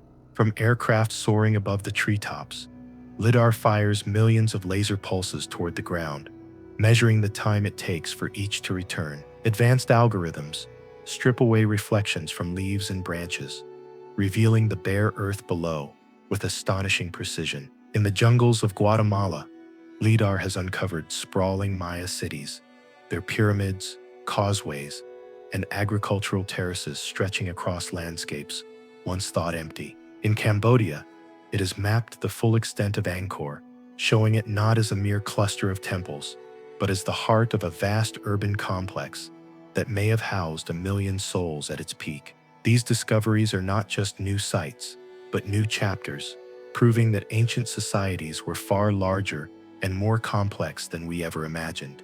LiDAR's true power lies in its ability to detect the faintest traces of human activity. Ancient walls leave subtle rises in the landscape, while filled-in ditches create slight depressions. Even centuries after structures crumble, their foundations alter soil and vegetation in ways that LiDAR can see, mapping entire buried cities without a single shovel. This technology is becoming ever more accessible, with drones now carrying miniaturized LiDAR systems, allowing researchers and even local communities to survey remote areas at a fraction of the cost. From the Amazon to the deserts of Arabia, LiDAR is revealing lost worlds, suggesting that our planet holds far more secrets than we've dared to dream. Imagine the thrill of seeing a digital map light up with the outlines of a forgotten city, its streets and homes emerging from the earth, like a memory long suppressed, inviting us to walk where our ancestors once did. Beneath the surface, another tool is reshaping our understanding: ground-penetrating radar. Once a crude instrument, it has evolved into a sophisticated system that creates three-dimensional images of buried structures. By sending radio waves into the earth and measuring their reflections, radar reveals variations in soil density, moisture, and conductivity, uncovering walls, foundations, and even the materials used in their construction. At Gunung Padang, this technology detected chambers and passages deep within the hill, hinting at a structure far older and more complex than anyone expected. In Europe, radar has mapped Roman villas and medieval settlements buried beneath fields, their layouts preserved as if frozen in time. Modern systems can penetrate 30 meters or more in ideal conditions, reaching layers that hold clues to human activity from tens of thousands of years ago. Picture the radar's screen glowing with the ghostly outlines of a hidden chamber, its walls untouched, since the hands that built them laid the final stone.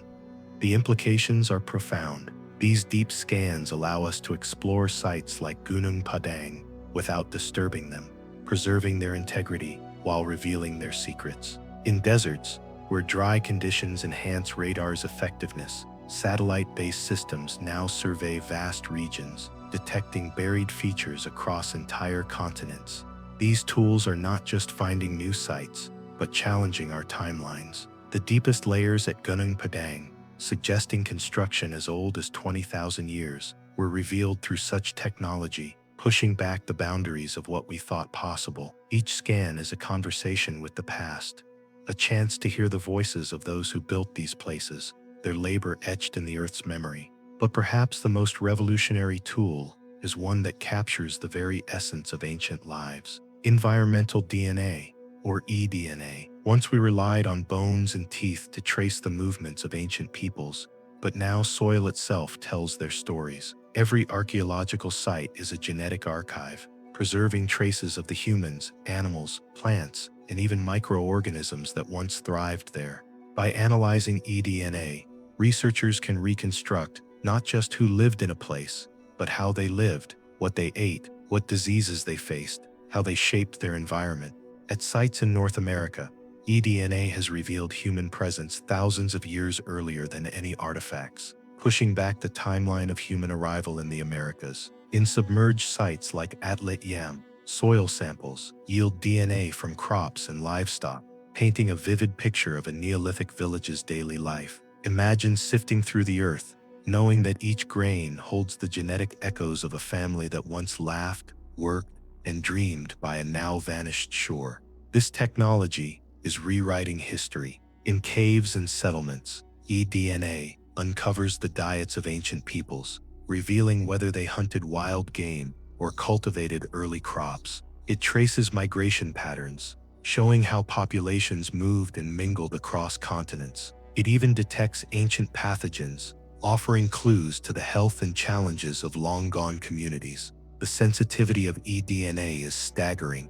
It can identify specific human groups from soil alone, even where no bones remain. This opens possibilities we've barely begun to explore, like reconstructing entire ecosystems around lost cities, or tracing the footsteps of nomads across landscapes now submerged. Each sample is a time capsule, whispering stories of lives that shape the world we inherit. Artificial intelligence is another game changer, its algorithms sifting through vast data sets with a speed and accuracy that surpass human capabilities. AI can analyze satellite images, aerial photographs, and ground surveys, identifying archaeological features across entire countries in days rather than decades.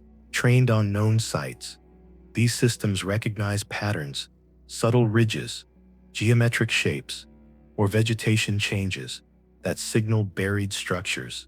In the Middle East, AI has pinpointed ancient trade routes and settlements hidden beneath desert sands. In South America, it has identified pre-Columbian earthworks invisible to the naked eye. Picture a computer screen, flickering with thousands of images, each one scanned in seconds, revealing a forgotten fort or a lost village, as if the past is reaching out to be found. AI's power lies in its ability to see connections humans might miss. It can detect similarities between sites separated by oceans or millennia, suggesting cultural exchanges or shared traditions. For instance, the geometric patterns at Göbekli Tepe and Pumapunku, the worlds apart, share a precision that AI could analyze for deeper links. As these systems grow more sophisticated, they're not just finding sites, but interpreting them, estimating ages and cultural affiliations based on architectural styles or artifact patterns.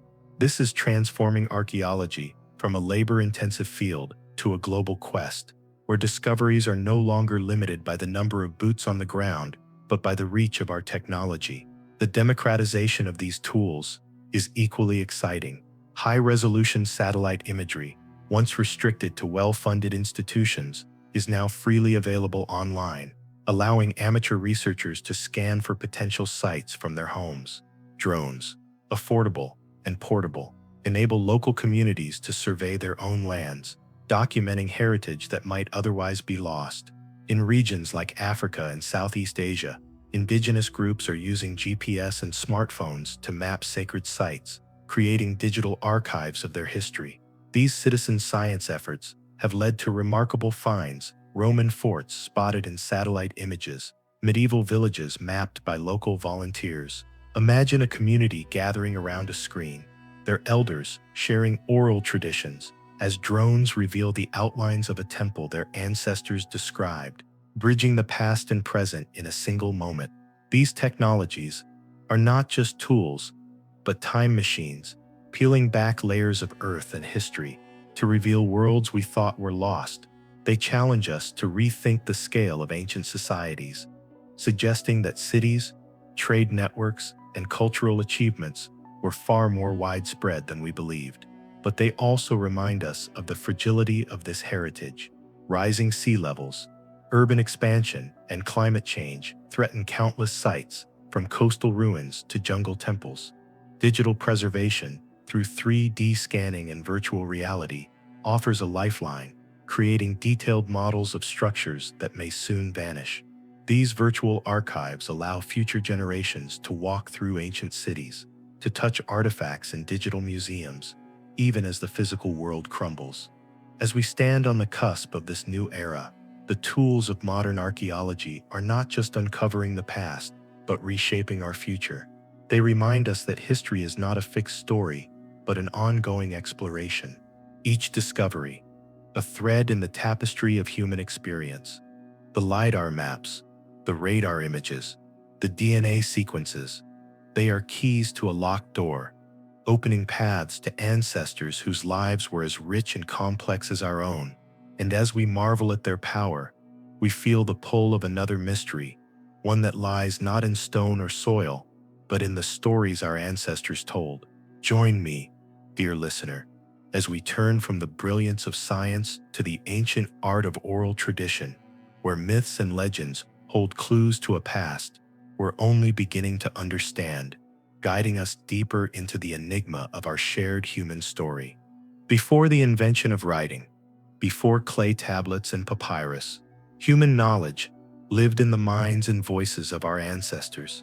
Oral traditions were their libraries, their songs and stories, a living archive of wisdom, history, and belief. These were not mere entertainments, but sacred vessels carrying detailed knowledge across centuries, with a precision that rivals written records. Consider the Aboriginal peoples of Australia, whose oral traditions preserve accounts of geological events, sea level rises, volcanic eruptions that occurred over 10,000 years ago. These stories, passed down through hundreds of generations, describe coastlines that match the submerged landscapes of the Ice Age, when seas were 400 feet lower. Imagine a storyteller, their voice rising and falling like the tide, recounting a time when their people walked on lands now claimed by the ocean, their words a bridge to a world long gone. These oral libraries were astonishingly resilient. Native American tribes have maintained detailed knowledge of astronomical cycles, medicinal plants, and historical events through storytelling, some predating any written records. The Navajo, for instance, tell of migrations and celestial events that align with archaeological evidence, their narratives encoding precise observations of the stars. In Africa, the griots of West Africa serve as living historians, their songs preserving genealogies and events with a fidelity that has astounded researchers. These traditions were not haphazard, but carefully curated, with storytellers trained from youth to memorize complex narratives, using rhythm, rhyme, and repetition to ensure accuracy. Picture a young apprentice sitting at the feet of an elder, learning the cadence of a tale that carries the weight of their people's past, each word a thread in a tapestry that stretches back millennia. But oral traditions are fragile, vulnerable to the disruptions of war, disease, or cultural upheaval. A single catastrophe or plague that claims the storytellers, a conquest that silences their voices, can erase centuries of knowledge in a moment. When new religions or political systems arrive, they often replace old stories with new ones, leaving entire histories to fade like whispers on the wind. Languages themselves can vanish, taking with them specialized vocabularies that encoded unique insights, terms for plants, stars, or rituals that held the secrets of a culture. Yet, despite this fragility, some stories have endured, their survival a testament to their importance. The myths that persist, passed down through the ages, often carry the weight of profound truths, their vivid imagery and emotional resonance ensuring they are never forgotten. Among the most universal of these myths are tales of a great flood, found in cultures across the globe. The Bible speaks of Noah's Ark. The Sumerian epic of Gilgamesh recounts a deluge that spared a single man. Hindu scriptures describe a world submerged, with the god Vishnu guiding survivors to safety. In the Americas, indigenous tribes tell of waters rising to swallow the earth, while Pacific Island legends speak of islands lost to the sea. These stories, so similar despite their distance, preserve memories of real events. At the melting of ice sheets, 15,000 years ago, when rising seas drowned coastal settlements like Atlit Yam and Dwarka. Imagine a survivor of that ancient flood standing on a shrinking shore, watching their home vanish beneath the waves. Is this story carried forward by descendants who turned tragedy into myth? These tales, treasured around fires and in sacred gatherings, were not just stories but warnings, reminders of the Earth's power to reshape human destiny. The flood myths are particularly compelling because they align with geological evidence. As the Ice Age ended, glaciers released vast amounts of water, raising sea levels by over 120 meters over thousands of years. Coastal communities, thriving on the rich resources of ancient shorelines, would have watched their lands disappear generation by generation. The submerged cities we explored, Pila Pitri, Yonaguni Dwarka, could be the physical remnants of these lost worlds, their stones matching the myths of inundation. Some researchers suggest these stories were a way to preserve critical knowledge, teaching future generations how to survive and rebuild after catastrophe. Picture a storyteller recounting the flood, not as a myth, but as a lesson, their words embedding strategies for resilience encoded in the guise of gods and heroes. But what if these myths hold even deeper secrets? Some speculate that tales of golden ages or divine beings descending from the sky reflect distorted memories of advanced civilizations. The legend of Atlantis, told by Plato, describes a sophisticated society destroyed by flood, its knowledge lost to time. Could it be a faint echo of a real culture, perhaps one of the coastal cities now beneath the waves? The Pacific myth of Mu, a sunken continent linking Asia and the Americas,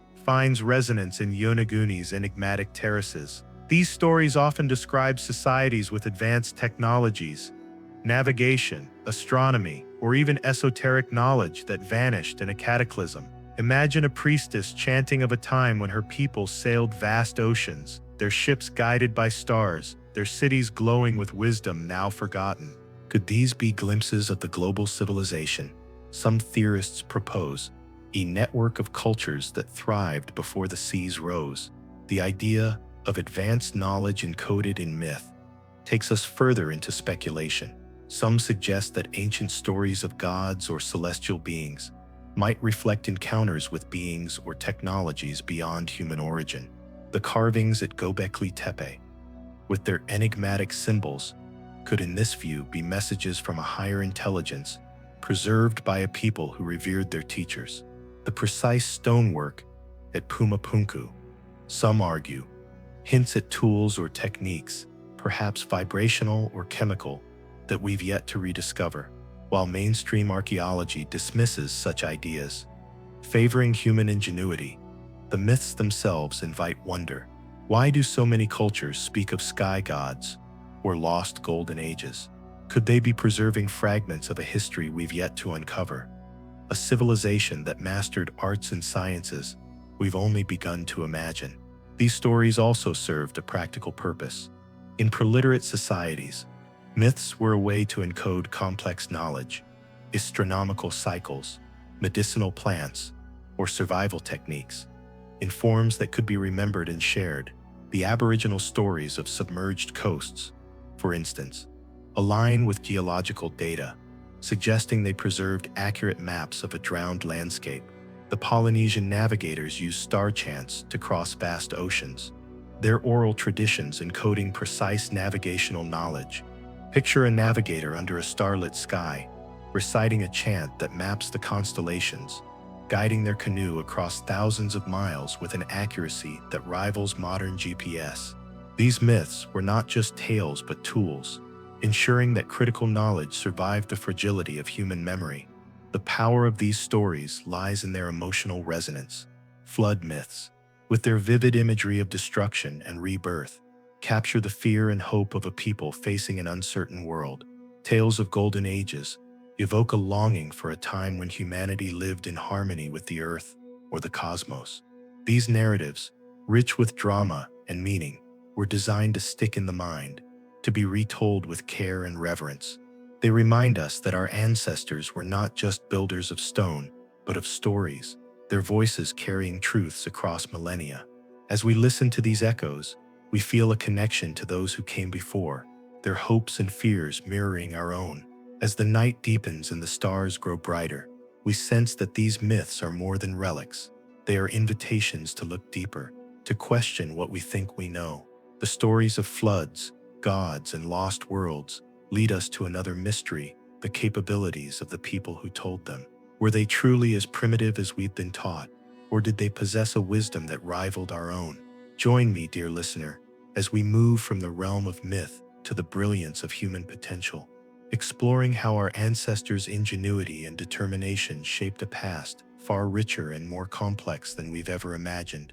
The notion that ancient peoples were primitive stems from a modern bias, a tendency to measure their achievements against our own technological yardstick. We envision them as cave dwellers, their lives consumed by survival, their tools limited to flint and bone. Yet the monuments we've encountered defy this image. At Göbekli Tepe, 12,000 years ago, people carved 16-ton pillars with intricate artistry, arranging them in circles aligned with the stars. At Sacsayhuaman, they fitted 100-ton stones into earthquake-resistant walls with a precision that modern engineers admire. At Pumapunku, they shaped andesite blocks so perfectly they seem machine-made. These are not the works of simple minds, but of communities with a profound understanding of their world, capable of feats that challenge our assumptions about what humans can achieve without modern machinery. Consider the cognitive abilities of these ancient builders. The human brain, 20,000 years ago, or even 50,000, was essentially identical to ours, wired for the same creativity, problem-solving, and abstract thinking that define our era.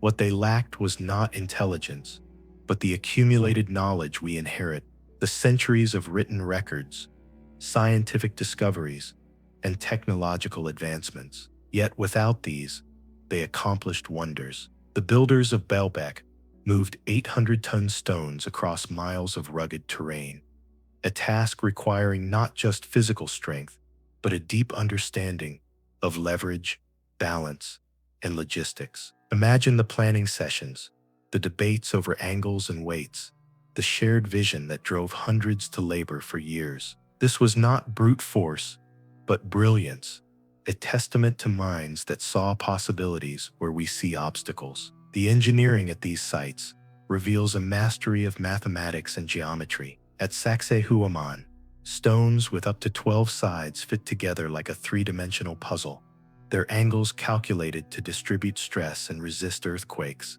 This required precise measurements, likely using simple tools like ropes and plumb lines, honed through generations of practice. At Göbekli Tepe, the T-shaped pillars were arranged in perfect circles, their positions aligned with celestial events like solstices. This suggests a knowledge of astronomy gained through patient observation, tracking the stars over decades to map their cycles. Picture an ancient astronomer perched on a hill under a starlit sky, noting the subtle shift of Orion's belt, their observations passed down through chants and rituals. These were not crude approximations, but precise calculations embedded in the stones they raised. The organization required for these projects speaks to sophisticated social systems. Building Göbekli Tepe, or Gunung Padang, demanded the coordination of hundreds, perhaps thousands of workers over decades. This wasn't a task for scattered tribes, but for communities with leaders, planners, and a shared purpose likely rooted in spiritual or cultural ideals. Imagine the gatherings where plans were drawn in the dirt, where workers were rallied by a vision of creating something eternal. The labor was immense, quarrying stone with flint tools, dragging it across rough terrain, shaping it with abrasive techniques, but it was sustained by a collective will. At Pumapunku, the standardized joints and mass-produced elements suggest a level of quality control akin to modern manufacturing, requiring oversight and expertise that could only come from a well-organized society. This sophistication challenges the idea that complex societies emerged only with agriculture. Göbekli Tepe, built by hunter-gatherers, suggests that monumental projects may have driven the shift to settled life, not the other way around. Perhaps the need to gather for ceremonies or construction spurred communities to stay in one place, planting the seeds for farming in cities. This turns our timeline upside down, suggesting that the impulse to create, to build something lasting, was a catalyst for civilization itself. Picture a community gathered around Göbekli Tepe's pillars, their rituals binding them together, their labor laying the foundation for a new way of life. These were not primitive nomads, but architects of the future, their ambitions shaping the course of human history. The tools of these ancient builders, though simple, were wielded with extraordinary skill. Flint knives, stone hammers, and wooden levers produced the intricate carvings at Göbekli Tepe and the polished surfaces at Pumapunku. Experimental archaeology has shown that such tools, combined with abrasive materials like sand and water, can achieve remarkable precision over time. But this required patience, practice, and a deep understanding of materials, knowing the grain of limestone, the fracture lines of andesite, the weight of granite. Imagine a master craftsman teaching an apprentice to read a stone's secrets, to chip away just enough to create a perfect edge. This was not crude labor, but an art form, a tradition refined over generations, its practitioners as skilled as any modern engineer. Yet some speculate that these achievements hint at knowledge beyond simple tools. The seamless joints at Sacsayhuaman, the machine-like precision at Pumapunku, could they reflect esoteric techniques, perhaps a mastery of natural energies?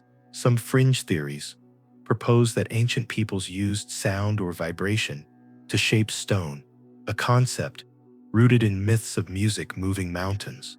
Others suggest they understood geomagnetic forces, aligning their structures with the Earth's magnetic field to harness subtle energies. While these ideas lack evidence, they reflect a truth: our ancestors' capabilities were far greater than we've assumed. Their knowledge, whether practical or esoteric, allowed them to achieve what seems impossible. leaving monuments that still stand when modern buildings crumble. The dismissal of ancient peoples as primitive often stems from our modern reliance on specialization.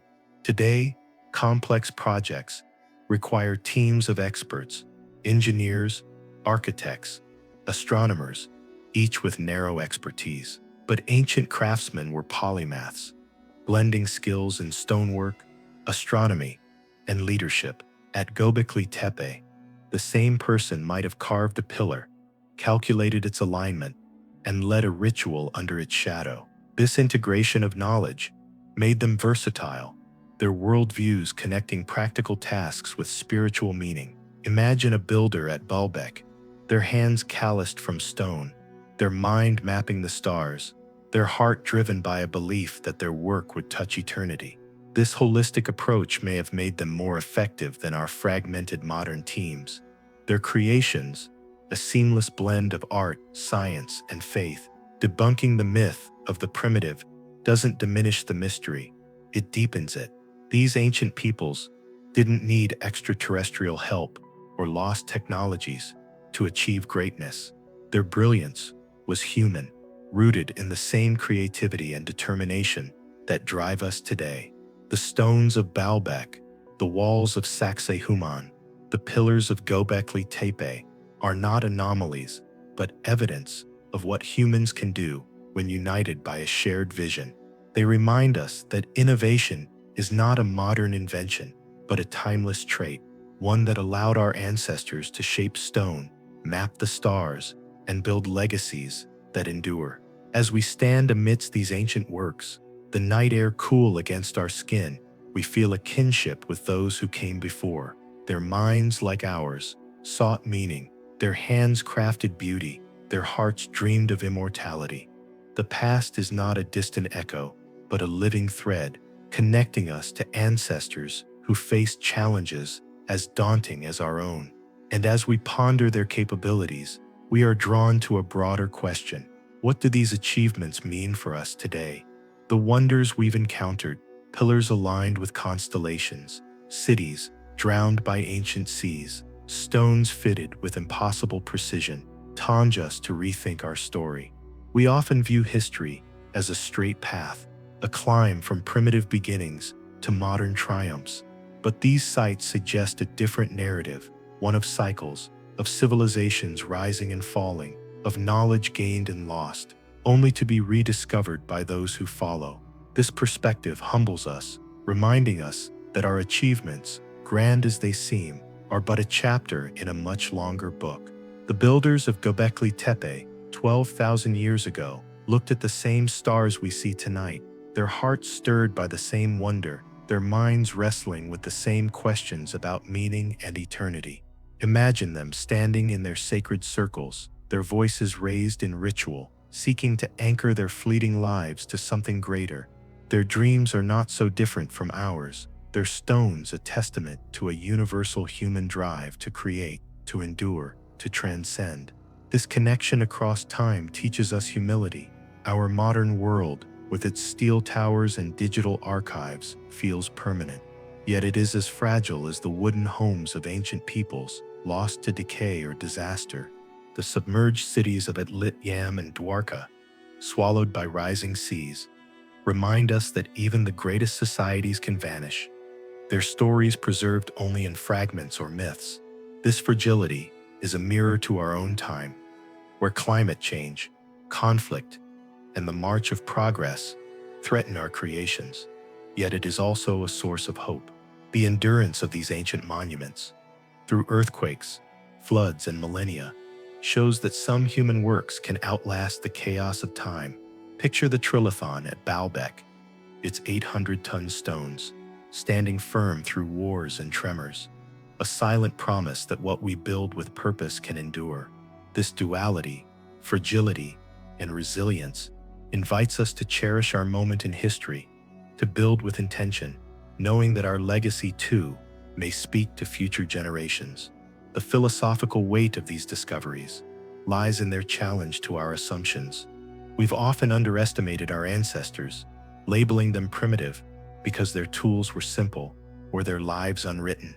but the precision of Pumapunku's stones, the astronomical alignments of Gunung Padang, the urban planning of Pavlopetri reveal minds as sharp and creative as our own. They remind us that human potential is not a modern invention, but a timeless flame, burning brightly in every era.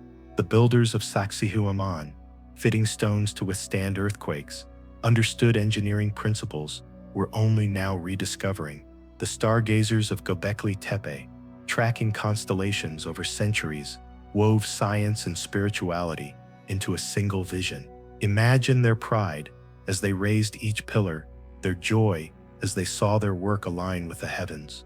Their achievements are not just relics, but inspirations, urging us to recognize the boundless capacity within ourselves. This recognition bridges past and present, showing us that the challenges we face since climate shifts, societal upheaval, the quest for meaning, are not new. Our ancestors grappled with rising seas that drowned their homes, with changing climates that reshaped their world. They responded with ingenuity, building monuments that stood firm, telling stories that endured. Today, as we confront rising temperatures and uncertain futures, their resilience offers a lesson. The walls of Sacsayhuaman, designed to withstand earthquakes, could inspire new approaches to architecture in our seismic world. The flood myths, preserving memories of lost coasts, might guide us in adapting to rising waters. Picture a modern engineer studying the interlocking stones of Pumapunku, their minds sparked by an ancient solution to a modern problem. The past is not a distant echo, but a living guide, its wisdom waiting to be applied to our own struggles. Yet these discoveries also call for openness, a willingness to question what we think we know. The retracted paper on Gunung Padang, the debates over Yonaguni's origins, the skepticism about ancient global networks, they remind us that history is not a closed book, but an ongoing investigation. Each new find, from a submerged village to a buried chamber, challenges our timeline, pushing back the dawn of human achievement. This openness is a philosophical stance, a commitment to curiosity over certainty. Imagine an archaeologist uncovering a new layer at Göbekli Tepe, their heart racing as they realize it could rewrite history. That same curiosity lives in us, urging us to explore, to question, to embrace the possibility that the past holds truths we've yet to uncover. The monuments we've explored are more than physical structures. They are symbols of human ambition, speaking of communities that refused to accept limitations, that saw stone and sea not as barriers, but as opportunities. This ambition connects us to them, reminding us that every generation has the power to achieve the impossible. The builders of Baalbek, moving stones no modern crane could lift, were driven by a vision that transcended their era. The navigators of ancient coasts, now submerged, sailed oceans with nothing but stars to guide them. Picture their courage as they ventured into the unknown, their determination as they carved their mark on the world. Their spirit lives in us, in our quest to reach the stars, to solve global challenges, to create something that will outlast our brief lives. As we sit on this imaginary hilltop, the stars above mirroring those our ancestors watched, we feel a profound connection. The past is not a separate world, but a part of our own, its lessons woven into the fabric of our present. The stones of Göbekli Tepe, the myths of floods, the technologies of today, they all tell a single story, that humanity is defined by its ability to dream, to create, to endure. This story is a lullaby, soothing us with the knowledge that we are not alone in our struggles, that our ancestors faced the same uncertainties and triumphed. As we drift towards sleep, let us carry this truth. The past is a partner, its wisdom, a guide, its mysteries, an invitation to keep exploring. And as the night deepens, we turn to one final reflection, the future of this journey.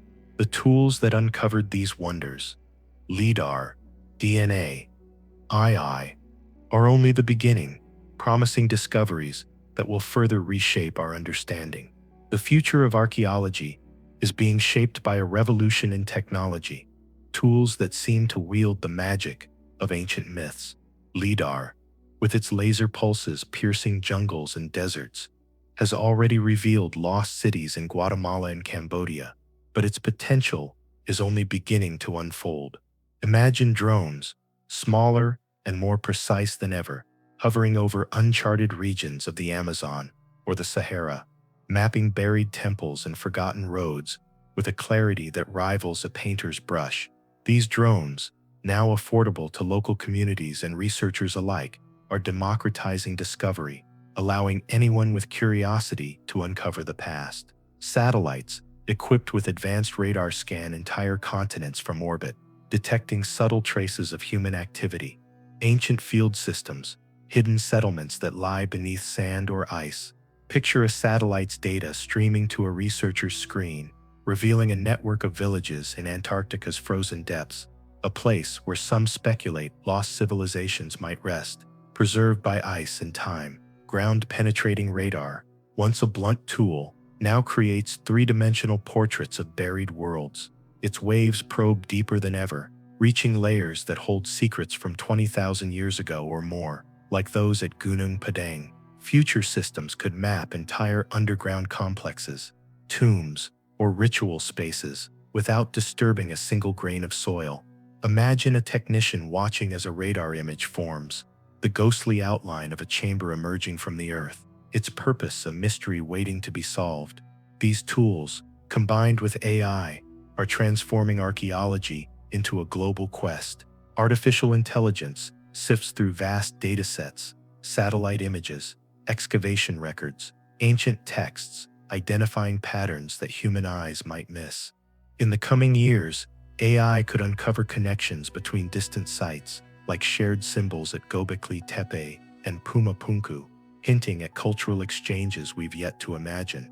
Picture an algorithm flagging a hidden pyramid in a remote jungle, its discovery sparking a new chapter in our understanding of ancient trade routes. Machine learning systems are already being trained to recognize the subtle signatures of human activity, the faint geometric patterns that betray buried walls, the vegetation anomalies that mark ancient settlements, the mineral compositions that reveal long-lost quarries. Environmental DNA is opening doors to a past we thought was lost forever. By analyzing soil, researchers can now trace the lives of people who left no bones, reconstructing diets, migrations, and even diseases from mere grains of earth. Future advances could make eDNA even more sensitive, detecting traces of ancient rituals, offerings of plants or animals in the soil of sacred sites. Imagine a scientist extracting DNA from the sediment around Atlit Yam's stone circle, revealing not just the crops grown by its people,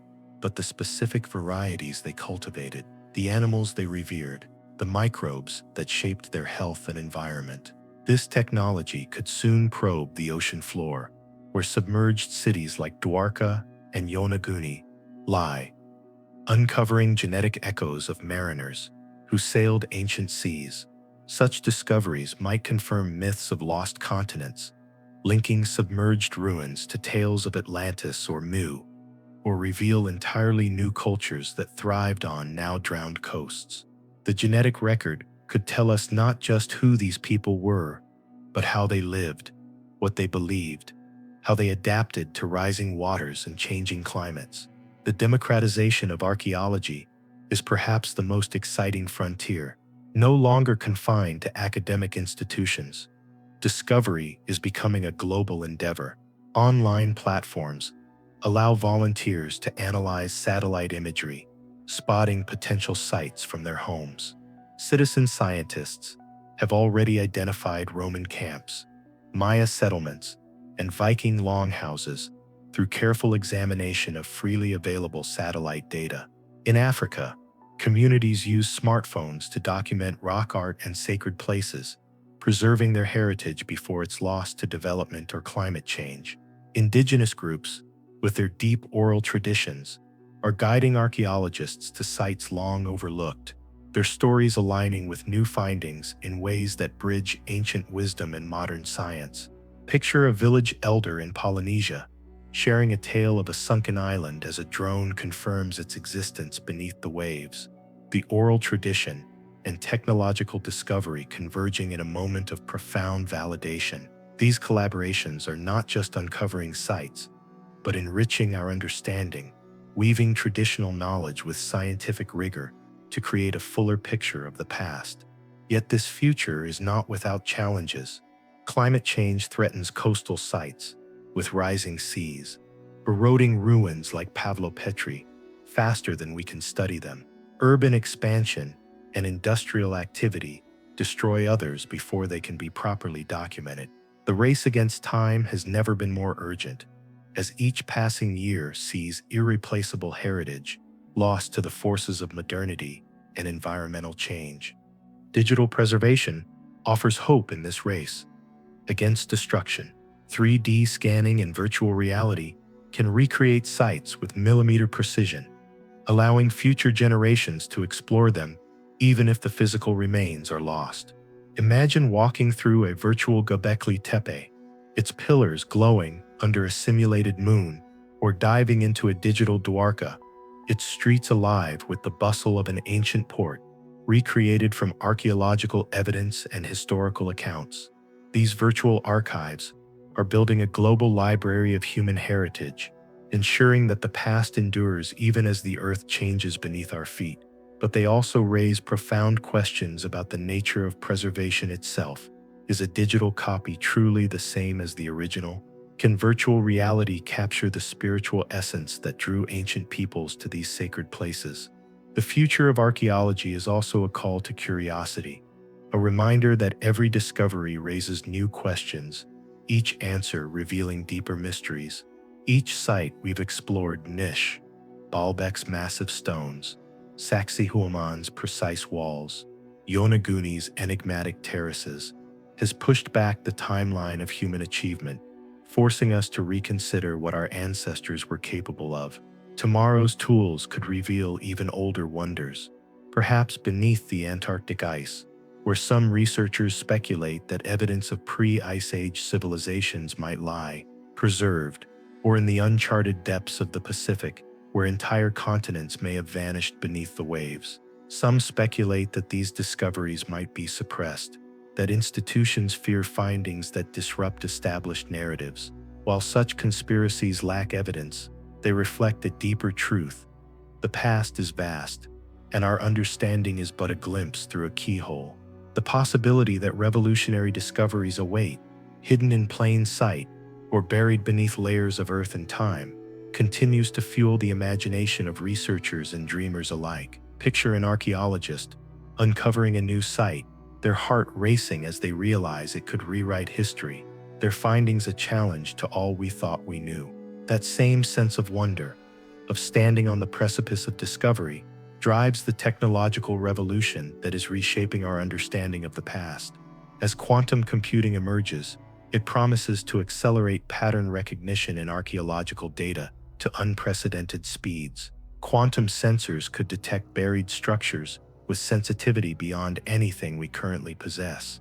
Space-based archaeology is expanding our view, with missions planned to map ancient sites from orbit with resolution measured in centimeters rather than meters.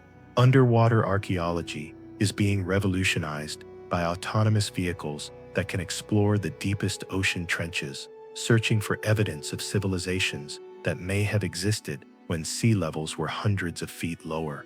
These robotic explorers could map entire submerged continents, revealing the full scope of what we've lost to the rising waters. Genetic archaeology is evolving beyond DNA to include the analysis of ancient proteins, lipids, and even metabolites preserved in archaeological contexts. These molecular fossils could tell us not just what ancient peoples ate, but how they processed food, what medicines they used, even what emotions they might have experienced through the chemical residues of stress hormones and neurotransmitters. The integration of these technologies promises discoveries that could fundamentally alter our understanding of human history. Perhaps we will find evidence of advanced civilizations that mastered technologies we're only now developing. Maybe we'll discover that human consciousness itself has evolved in ways we never suspected, that our ancestors possessed forms of awareness or perception that we've lost. Or perhaps the greatest discovery will be the realization that the questions we're asking are themselves too small, that the true mystery of human existence lies not in what we've built or where we've been, but in the eternal human drive to seek meaning in the cosmos, to create beauty from chaos, to reach across the vast gulf of time and touch the souls of those who came before us. What secrets still lie buried beneath the Antarctic ice, preserved for millennia in frozen silence? What civilizations might have flourished on the vast continental shelves now hidden beneath hundreds of feet of seawater? What technologies might have been lost in the great forgetting that seems to mark the transition from prehistoric to historic times? Could there be entire forms of knowledge, ways of understanding the world, methods of working with natural forces, types of consciousness itself that our ancestors possessed, but that we've forgotten in our rush toward a purely material understanding of reality? Might the stones of Pumapunku and Sacsayhuaman be trying to tell us something about the nature of reality itself that we're not yet ready to hear? As you surrender to sleep, dear listener, carried by the rhythm of waves that have pounded shores since before humans walked the earth, know that you are part of a story that began long before your birth and will continue long after your time has passed.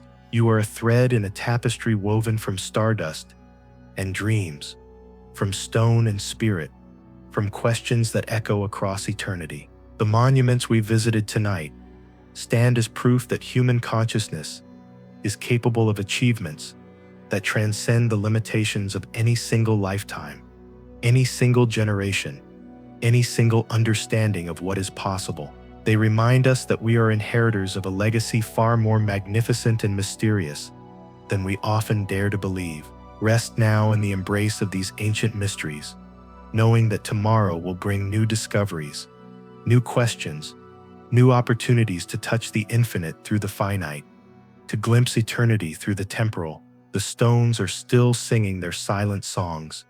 The stars are still wheeling in their ancient patterns. And somewhere in the depths of dream, the builders of impossible monuments are still at work, still reaching toward the stars, still leaving messages for souls brave enough to listen.